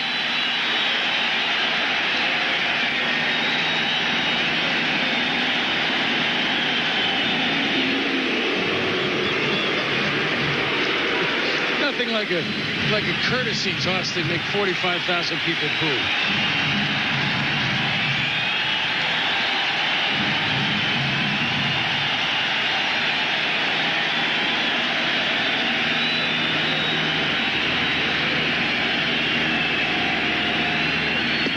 Ball 4, tying run aboard, and here comes Frank Thomas. There's one that got away from him, Boomer. He had him 0-2. He threw up the white flag. I surrender. I'm going to try to bunt, that being Jose Valentin. Arthur Rhodes could not locate the fastball after that. And now Lou Piniella with one of those decisions nobody likes to make, but he has to make. Well, he's going to take the slow walk out because Rhodes versus Thomas is power versus power. One thing you could certainly count on Frank is he could time out a dead fastball. And wouldn't you know it, who's coming in but Jose Mesa to face Frank Thomas. Ooh, this is getting good. Bottom of the 7th inning, 2 on for the big hurt Frank Thomas, hitless thus far in this series. Yesterday, Lou Piniella in the 9th inning brought on Jose Mesa to face Thomas. He got to 2 balls, then said, "Aw, shucks." It ended up being an intentional walk, and then got Maglio Ordonez to fly out to right. The Mariners got 3 in the 10th. Hence, Mesa won yesterday after walking Thomas and getting Ordonez. Now, with the tying runs aboard, it's Mesa against Thomas again. And this is why you can't right now. Frank Thomas, the MVP of the league in 93 and 94. we're still looking for an MVP of this series. And if it's going to be Frank Thomas, he might want to start something now. Jose Mesa, all-star closer, but then could not hold the lead in the 9th inning of Game 7 of the 97 series for Cleveland against Florida, and then he made a left-hand turn in his career. Revived some in Seattle. Here he is against Frank Thomas with ball 1.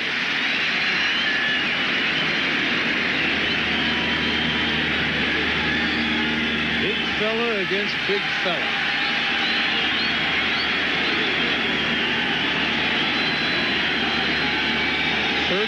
Comeback wins by the White Sox this year of their 95, over 40%. Hit to center, but room for Mike Cameron. Durham will tag and move to third. Valentin stays at first, so Frank getting a little better bat on the ball, but still no hits. Jose Mesa might not be the closer for the 9th inning anymore, but his velocity has not gone down any. This guy still throws in the mid to high 90s. He can challenge anybody. He challenged Frank Thomas right there. Once again, a very hittable pitch. Something that a lot of guys can't get away with Frank Thomas at home plate. But so far, the Seattle Mariners have gotten away with a lot of those. Now the very tough Maglio Ordonez, who he retired yesterday in the 9th. Ball 1. Ordonez has walked twice and grounded to third. Ordonez not making the same mistake that he made yesterday, though, by swinging at that first pitch. Take a look at 1. He's a competent hitter. He's patient enough. He's got plate coverage. See the release point, see where the baseball's coming from, and then get one you like. Just down and in, 2-0.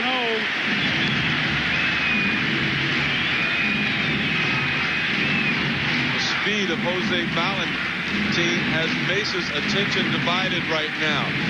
He'd like to go to that big high leg kick and get all of his body to help that velocity, but he can't. Valentin would steal second base, and the tying run would be in scoring position. So it's a slide step that Mesa has to go to.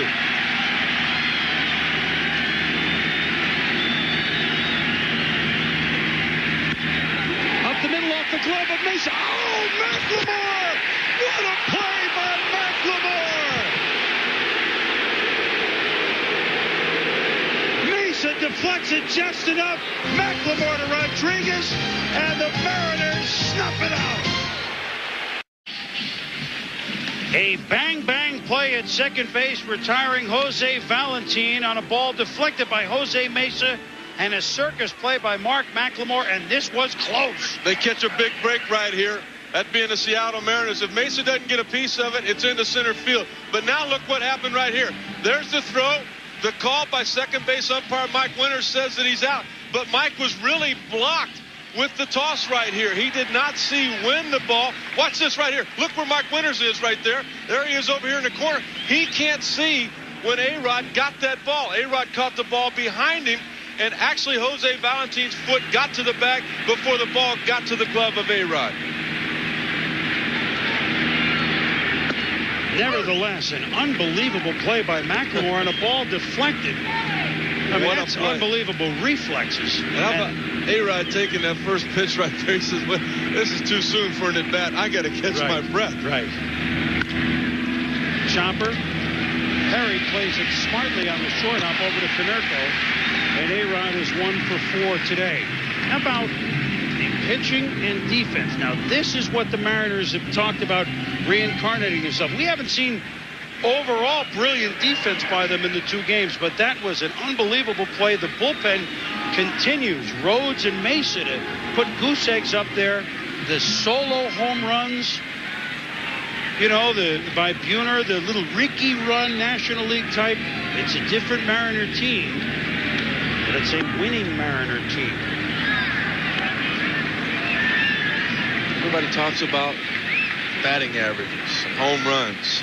I think that on-base percentage should be talked about a little bit more. And that's another strength of this Seattle Mariner ball club. The offensive numbers of Chicago jump out at you. But the Seattle Mariners were second in the American League this year as far as on-base percentage is concerned for their team. They keep putting pressure on you. 3-0 to Edgar Martinez. Edgar doubled and scored in the second, driven in by David Bell's singles. 1 for 3 today.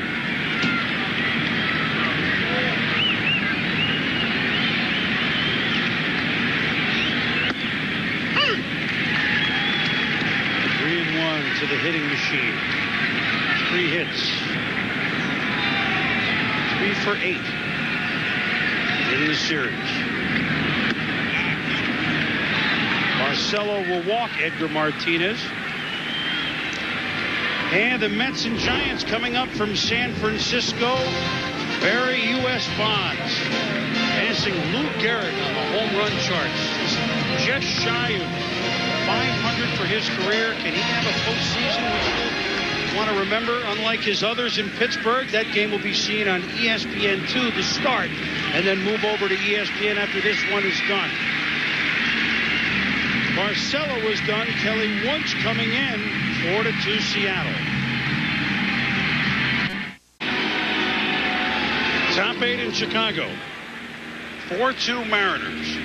White Sox running out of time, and they need to keep this at just a 2-run deficit. So in, pitched yesterday, in is left-hander Kelly Wunsch. Submarine from the left side. Face the lefty John Olerud with Martinez at first, 1 out. Looking ahead to the Chicago 8th, Lee, Konerko, and Perry, 5, 6, 7. See John 2 hits in this series, playing for his native team. He grew up a legendary baseball player in the state of Washington. Washington State, where he's both a great hitter and pitcher. Played, of course, the world champions in Toronto with the Mets. And now he's playing for a team that said he didn't give a huge thought to. He thought it would be really neat at some point to play for the Mariners. When he didn't start that way, well, I guess not. He's come home and made an impact. Certainly did yesterday with that home run. That was a bomb. 418, I think. He jumped right on Keith Falk after he gave up the homer, made the mistake to Edgar Martinez. He didn't wait. He got that first pitch, gave him a little bit more insurance. Of course, he finds the shadows. Who knows what evil lurks? White Sox fans are saying the shadows do. Olerud signed twice by Pat Gillick, huh? Toronto, Seattle. One's an accident, two's a trend. I think they like each other.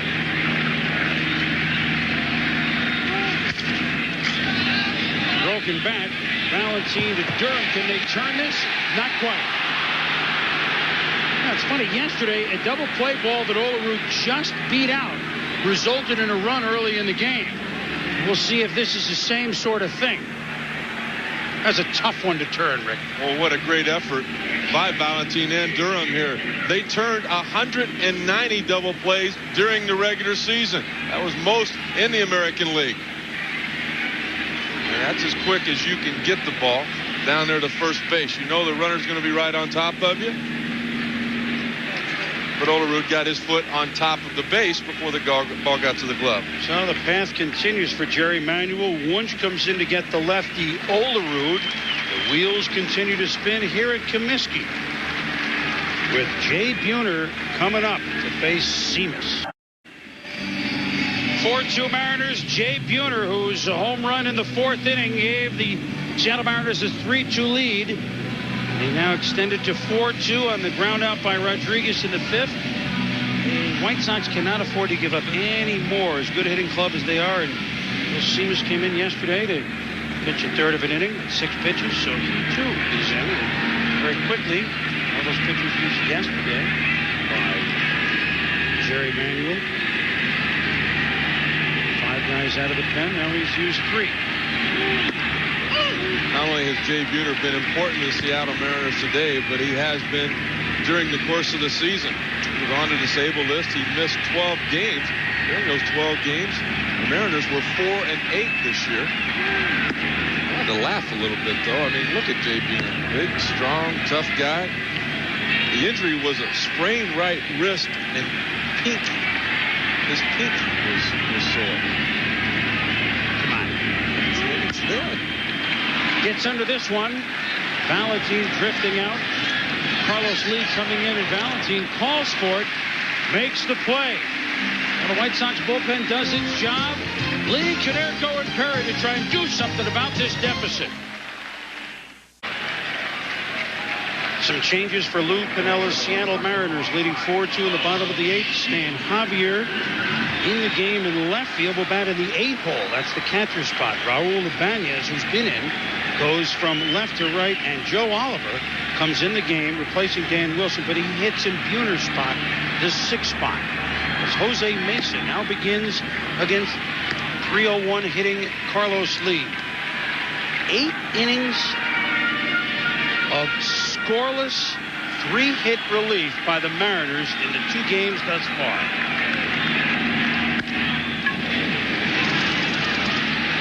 Long throw for A-Rod among the hot dog wrapper, and he makes the toss.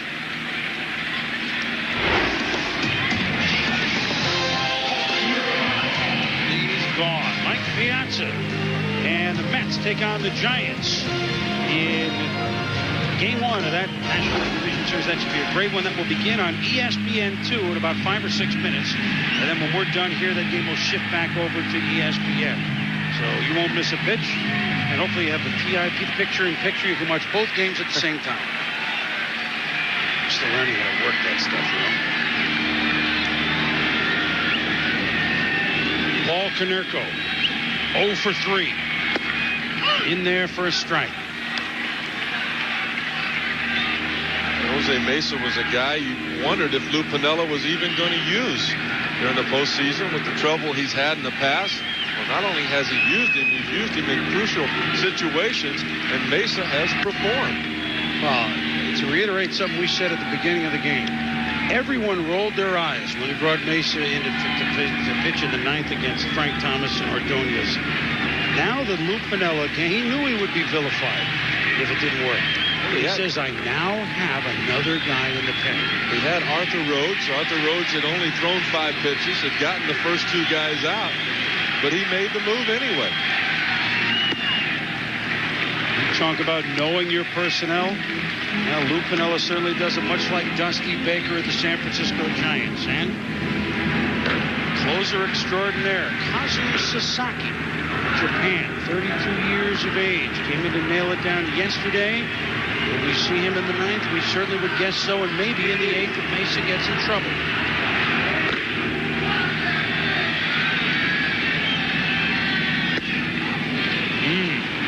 Did that ball have some pop on it or what? Konerko strikes out looking. This copyrighted telecast is presented by authority of the Commissioner of Baseball, and maybe even the COO, Paul Beeston, as well. It may not be reproduced or retransmitted in any form. The accounts and descriptions of this game may not be disseminated without express written consent. Log on to MajorLeagueBaseball.com for the most complete baseball coverage on the Internet. Commissioner with us yesterday, Paul Beeston with us today. They could have read the cards. I had Paul up here to do that. Herbert Perry, he's hit the ball well. Single, doubled in 3 trips. Fouls it off. That patience that the White Sox were preaching is becoming desperation a little bit, huh? After the 3rd inning, 2 games, no runs.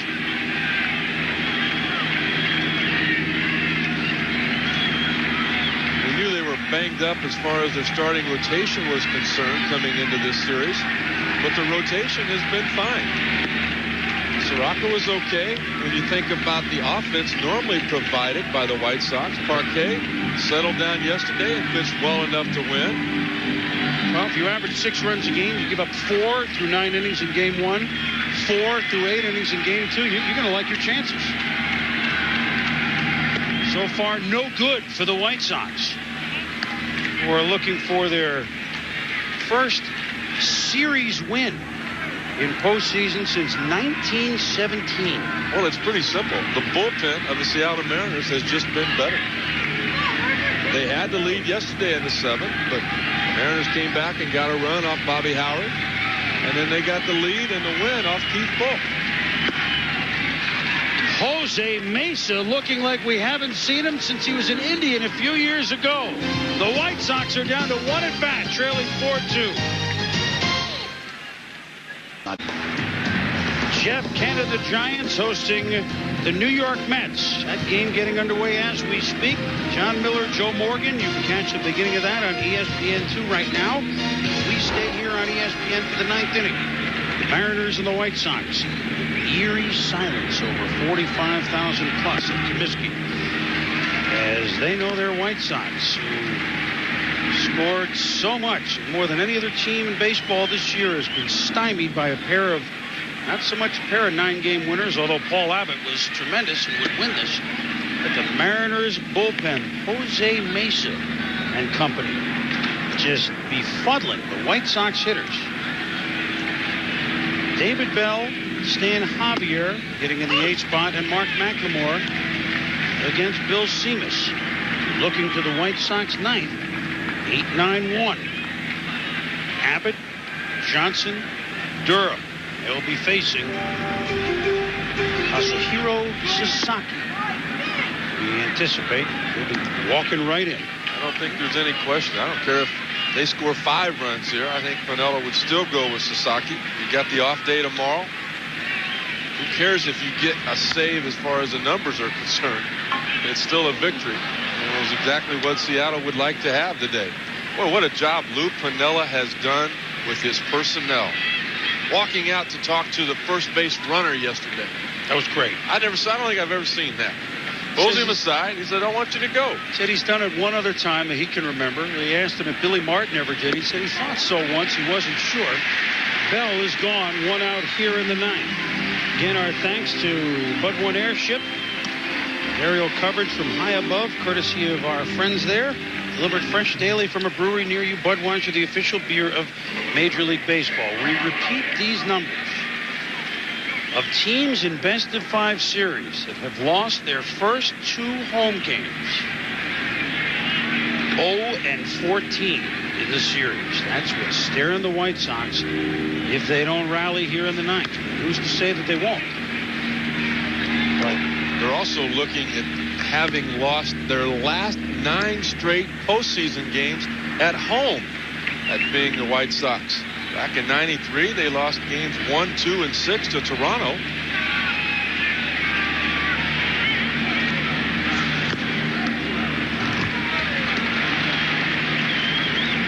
So it doesn't matter what stadium, which Comiskey, huh? And how about the potential AL West after Seattle finished their win over the Yankees and lost to Cleveland in '95? Postseason AL West 2-12. If the Mariners win here, 3-0 this year. With Oakland winning last night and Seattle potentially going up 2-0.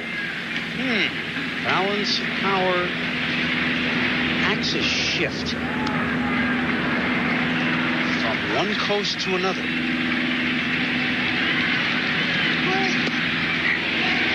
Javier struck out by Seamus. The crowd's trying to get into it, but it's going to have to be the offense that gets them up and out of their seats. The offense just hasn't existed after the 3rd inning, though. Had a good pitch by Seamus. Did a nice job yesterday, doing a nice job once again, but somebody has got to do something. That's what they were saying during batting practice. Well, they're doing it the first couple of innings of the game, and then they're not. The Mariners, 5 years to the day after that game 2 of that monster 15-inning game in New York, won by Laritz's homer that they lost, trying to come back with a huge win in Chicago to give them a 2-0 lead over, I gotta say at this moment, Rick, the stunned White Sox. Stunned. Lou Piniella said that you just can't give enough credit to experience. And they have that. McLemore's been to the postseason now 4 times. Olerud 4 times. It's the 3rd time for Edgar and A-Rod. Joe Oliver has been there. as has their manager, Lou Piniella. Ricky Henderson's been there 8,000 times. For the White Sox, except for Frank, Charles Johnson, Harold Baines. Not a lot. Fisted by McLemore. Long run for Valentine. Perry can't get there with the hamstring, and neither can Carlos Lee. So McLemore stays alive. 3-2.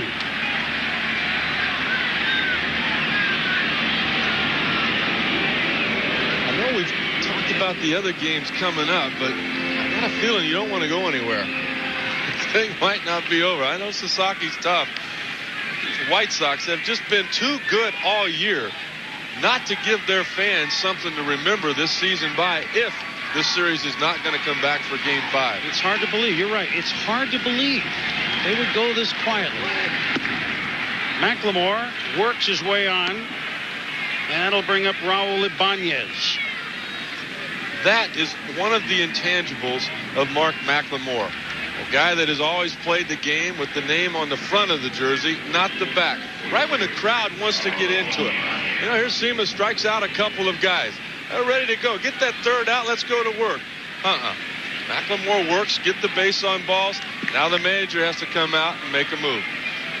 Jerry Manuel has made another move. It's going to be Mark Burley, second-year man, coming in, running in. Mark Burley on to try to get this third out of the ninth, keep this a 4-2 game, and give the White Sox bats a chance for a little thunder in the bottom of the ninth. Burley with a fine year coming out of the bullpen.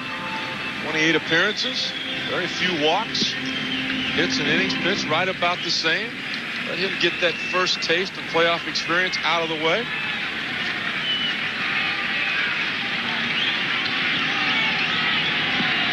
Raul Ibanez, who went in after Ricky Henderson jammed his ring finger, that's what you're saying now. How about the run that Ricky invented himself to make it 4-2 before he left the game? And Lou Piniella helping him. Ricky doesn't have the speed that he once had. Might not have been able to steal second base off the left-handed pitcher. So what do you do? Sacrifice him to second. Now, see if he can steal third. Everything worked in his favor. Had the right-hander A-Rod in the box. It made the throw for Charles Johnson to third more difficult. Lou Piniella knows all those things.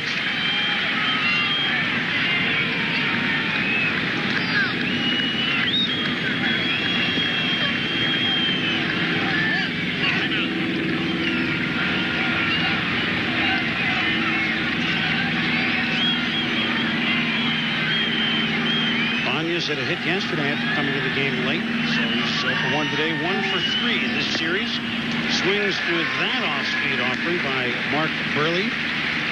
You think he chased that off-speed pitch? Just wait till those shadows get a little bit further out there, and Sasaki starts dropping that splitter on people. The thing. Burley throwing a pitch that, if it drops like that, might be Burley Grimes, the last spitballer in the major leagues. Outlawed the spitballs, but it was grandfathered in. You've been throwing them, you can keep throwing them. You know, maybe there's a distant relation from Mark Burley to Burley Grimes. My mind starts to wander a little bit, man. You gotta reel me in, pal. He's not throwing a splitter. That was a nice little slide piece, though. He's implying that he's throwing a spitter. There have been those that have pitched, well, the ancient mariner, Mr. Perry, that might have snuck one in here or there. There's no question. He snuck it. I'm being diplomatic. They talk about a strikeout on your scorecard being a K. And if it's a strikeout by a swing, you put the KS. If it's a strikeout and the catcher has to pick the ball up and throw it to first, it's a K 2 to 3. With Gaylord Perry, it was a KY. Should have been. Probably was.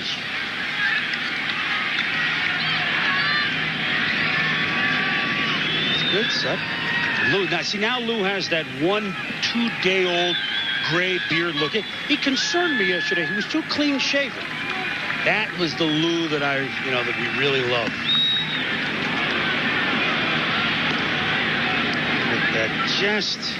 that noon start, you know, it's almost like a day game after a night game situation. They have time to break out the razor. Well, he's blaming not being able to shave on us. There's too many media people around. I can't say no to him. I like that one. Well, doesn't get it. Now the count is 2-2 to Ibanez. Well, the crowd just wanting to get into this game and Seattle not letting him. No, Lou. It seems like ancient history that he managed the Yankees, huh? In the 80s. 2.5 years, 86 to 88. Won it all, of course, with the Reds in 1990. Catcher was Joe Oliver. He has in the game now for him. 3 years there, then came right over to Seattle in 93 and has been the manager that has reborn. Well, the Mariners never really on the map. I mean, it took them forever to get a 500 season. They finally did after, 15, 16 years under Jim Saturday Night Lefebvre, and they fired him. There's a base hit by the Mariners. Ibanez heading to third is McLemore, and he's in there. So all of a sudden, first and third with a 2-run lead. Mike Cameron coming up. The Mariners looking to really put the screws to the White Sox. Well, the strategy backfires a little bit for Jerry Manuel. You bring in the left-hander to get the left-handed hitter out. When that doesn't happen, you've got nothing but right-handed hitters coming up now. Hustle on the part of McLemore. Just a typical Mark McLemore inning. Not going to hit many balls out of the park. Little things. Advance runners, advance yourself when you can. But Ibanez, the hit in each game, he's only played half of each one at the huge hit on Sunday in Anaheim. See, they got more guys on this team than who aren't named A-Rod and Edgar. Mike Cameron, 0 for 3 in a sacrifice. Little chopper. Trying to get McLemore in, and the difference of a 2 to 3-run lead, immense. Just immense.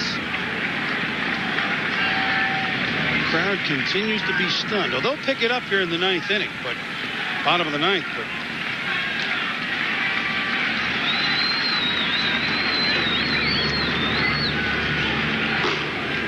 there's Chad Bradford, the submariner from the right side, warming up. Johnson out to talk to Burley. So 6 pitchers yesterday used by the White Sox, 5 today. Game 3 we'll have for you here on ESPN at 1 o'clock Pacific, 3 o'clock Central, 4 o'clock Eastern. That's on Friday. And that's Aaron Seeley going to pitch for Texas. And he'll go against James Baldwin for the White Sox, who was their all-star pitcher, but was not the all-star pitcher that in the second half. He's been injured, etc. We should remind you that the Mets and Giants are on ESPN2 right now. They're underway in San Francisco, and we'll move over here after this is done. We're looking forward to our trip up to Safeco, I can tell you that. Get ourselves some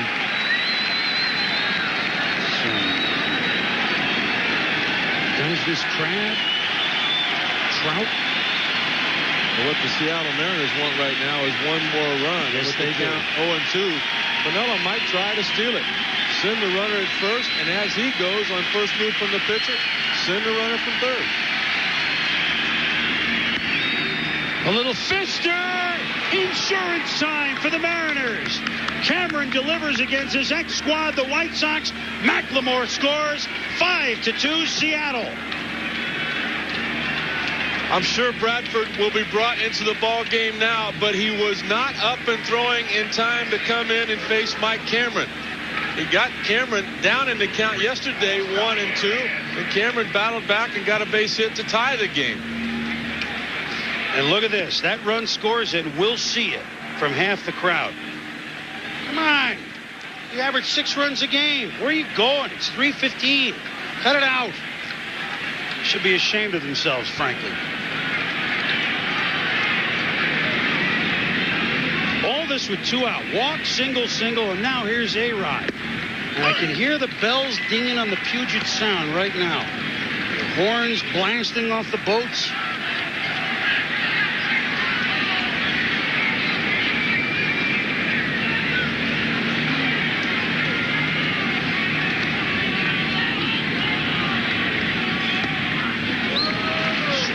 facing is A-Rod, so 0-2 to him. But then again, it was 0-2 to Cameron. Sasaki up and throwing again down in the Mariner bullpen. Was ready to come in. He could throw just a little bit more, but you know, in the back of his mind, he said, A-Rod, take all the time you want. Want to drive in another one? I'll gladly take it.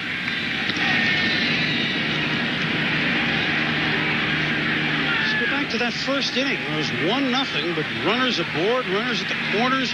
Big guys coming up. They only got 1 run.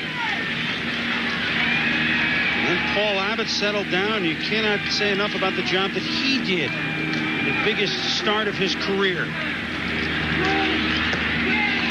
Fishing is A-Rod. He's gone. But the Mariners pick up that all-important insurance run. A 5-2 lead heading to the bottom of the ninth at Chi-Town. The bewitching hour in Chicago. The White Sox trail by 3.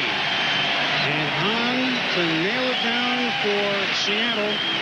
37 save man and the all-time Japan leading save man, 33-year-old Kazuhiro Sasaki, who has only given up 3 runs in a save situation once, May 12th, to naturally those hard-hitting Oakland A's. The White Sox, can they break through? Have gone way back into their bat rack. Not to the 93 team that won the West, but to the 83 team that won the West. And 41-year-old sweet swinging Harold Baines is up to try to get something going. He pinch hits for Jeff Abbott. Harold Baines. Well, he's got his work cut out for him, though. Not only is Sasaki tough in normal situations, but with that shadow halfway between the pitcher's mound and home, he gets that much more tough. Swings through that one. Baines coming over back to the White Sox for the 3rd time in the end of July trade that also brought Charles Johnson here coming over from Baltimore. White Sox from 80 to 89. Then 96 and 97, now back again. Boy, that extra run, though, that Seattle put up in the top of the ninth, just so big. You can afford to make mistakes. You can afford to challenge people.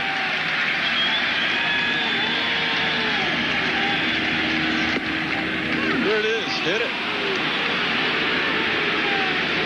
Just throw strikes with a 3-run lead. Right side of it. It's pretty basic. Well, until you see the tying run standing up in that on-deck circle, there's not a whole lot of concern. He's over there sitting down on the bench.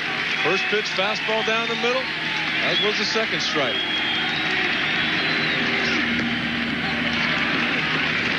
That forkball that he throws is the thing. As we at ESPN2 right now, the Mets have been retired at the top of the first. The Giants up. And you can see they have a rally going already at Pac Bell Park. We'll go to that game when this is done, but this is on ESPN2 as we speak.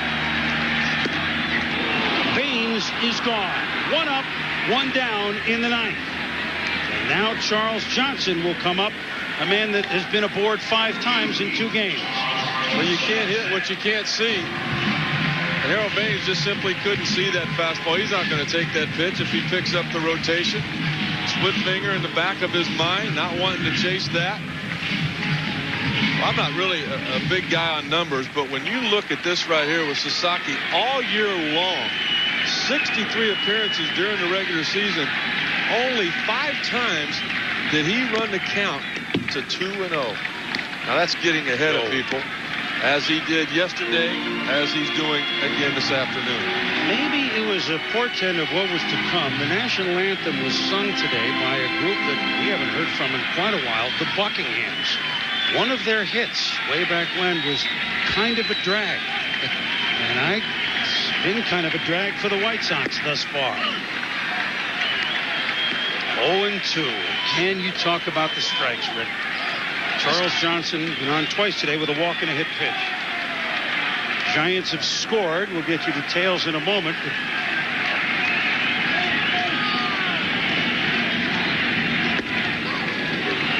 Goodbye, Charles Johnson. 2 up, 2 struck out. And maybe, just maybe, This is the last time these fans will see their White Sox, the last out. Yikes.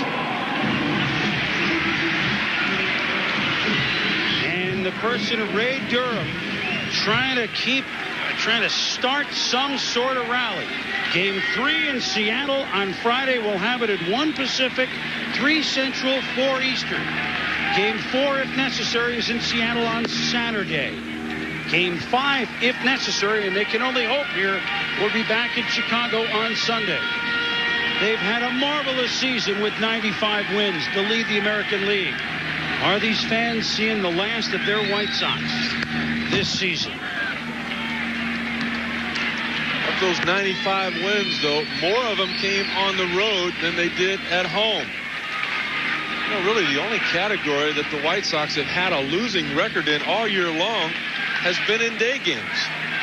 26-30 on the year in day games, 69-37 at night. And when you know it, the first 3 playoff games are in the afternoon. Naturally. Here's a strike right there, and the White Sox are down to their last strike. And the Seattle Mariners have their #1 starter, Aaron Seeley, going in Game 3. Their #4 starter, or even 4 or 5 starter, Paul Abbott, went in Game 2. So they deal from serious strength up in the Pacific Northwest on Friday. 3 strikeouts for Sasaki, a large shot of Sasaki. And the Seattle Mariners have come into Chicago, winning 7-4 yesterday in 10, an impressive 5-2 win today. White Sox offense in both games, nothing doing on the scoreboard from the 4th inning on. Well, the guys at Seattle are counting on to get the job done are getting it done. It was A-Rod, Edgar, and Olerud yesterday. Jay Buhner with the homer for the go-ahead 3rd run here this afternoon. And then, as usual, Sasaki finishing it off. Sasaki with the K's, 10 innings pitched, 3 hits, 9 strikeouts by the Mariners bullpen. I mean, you can't do much better than that.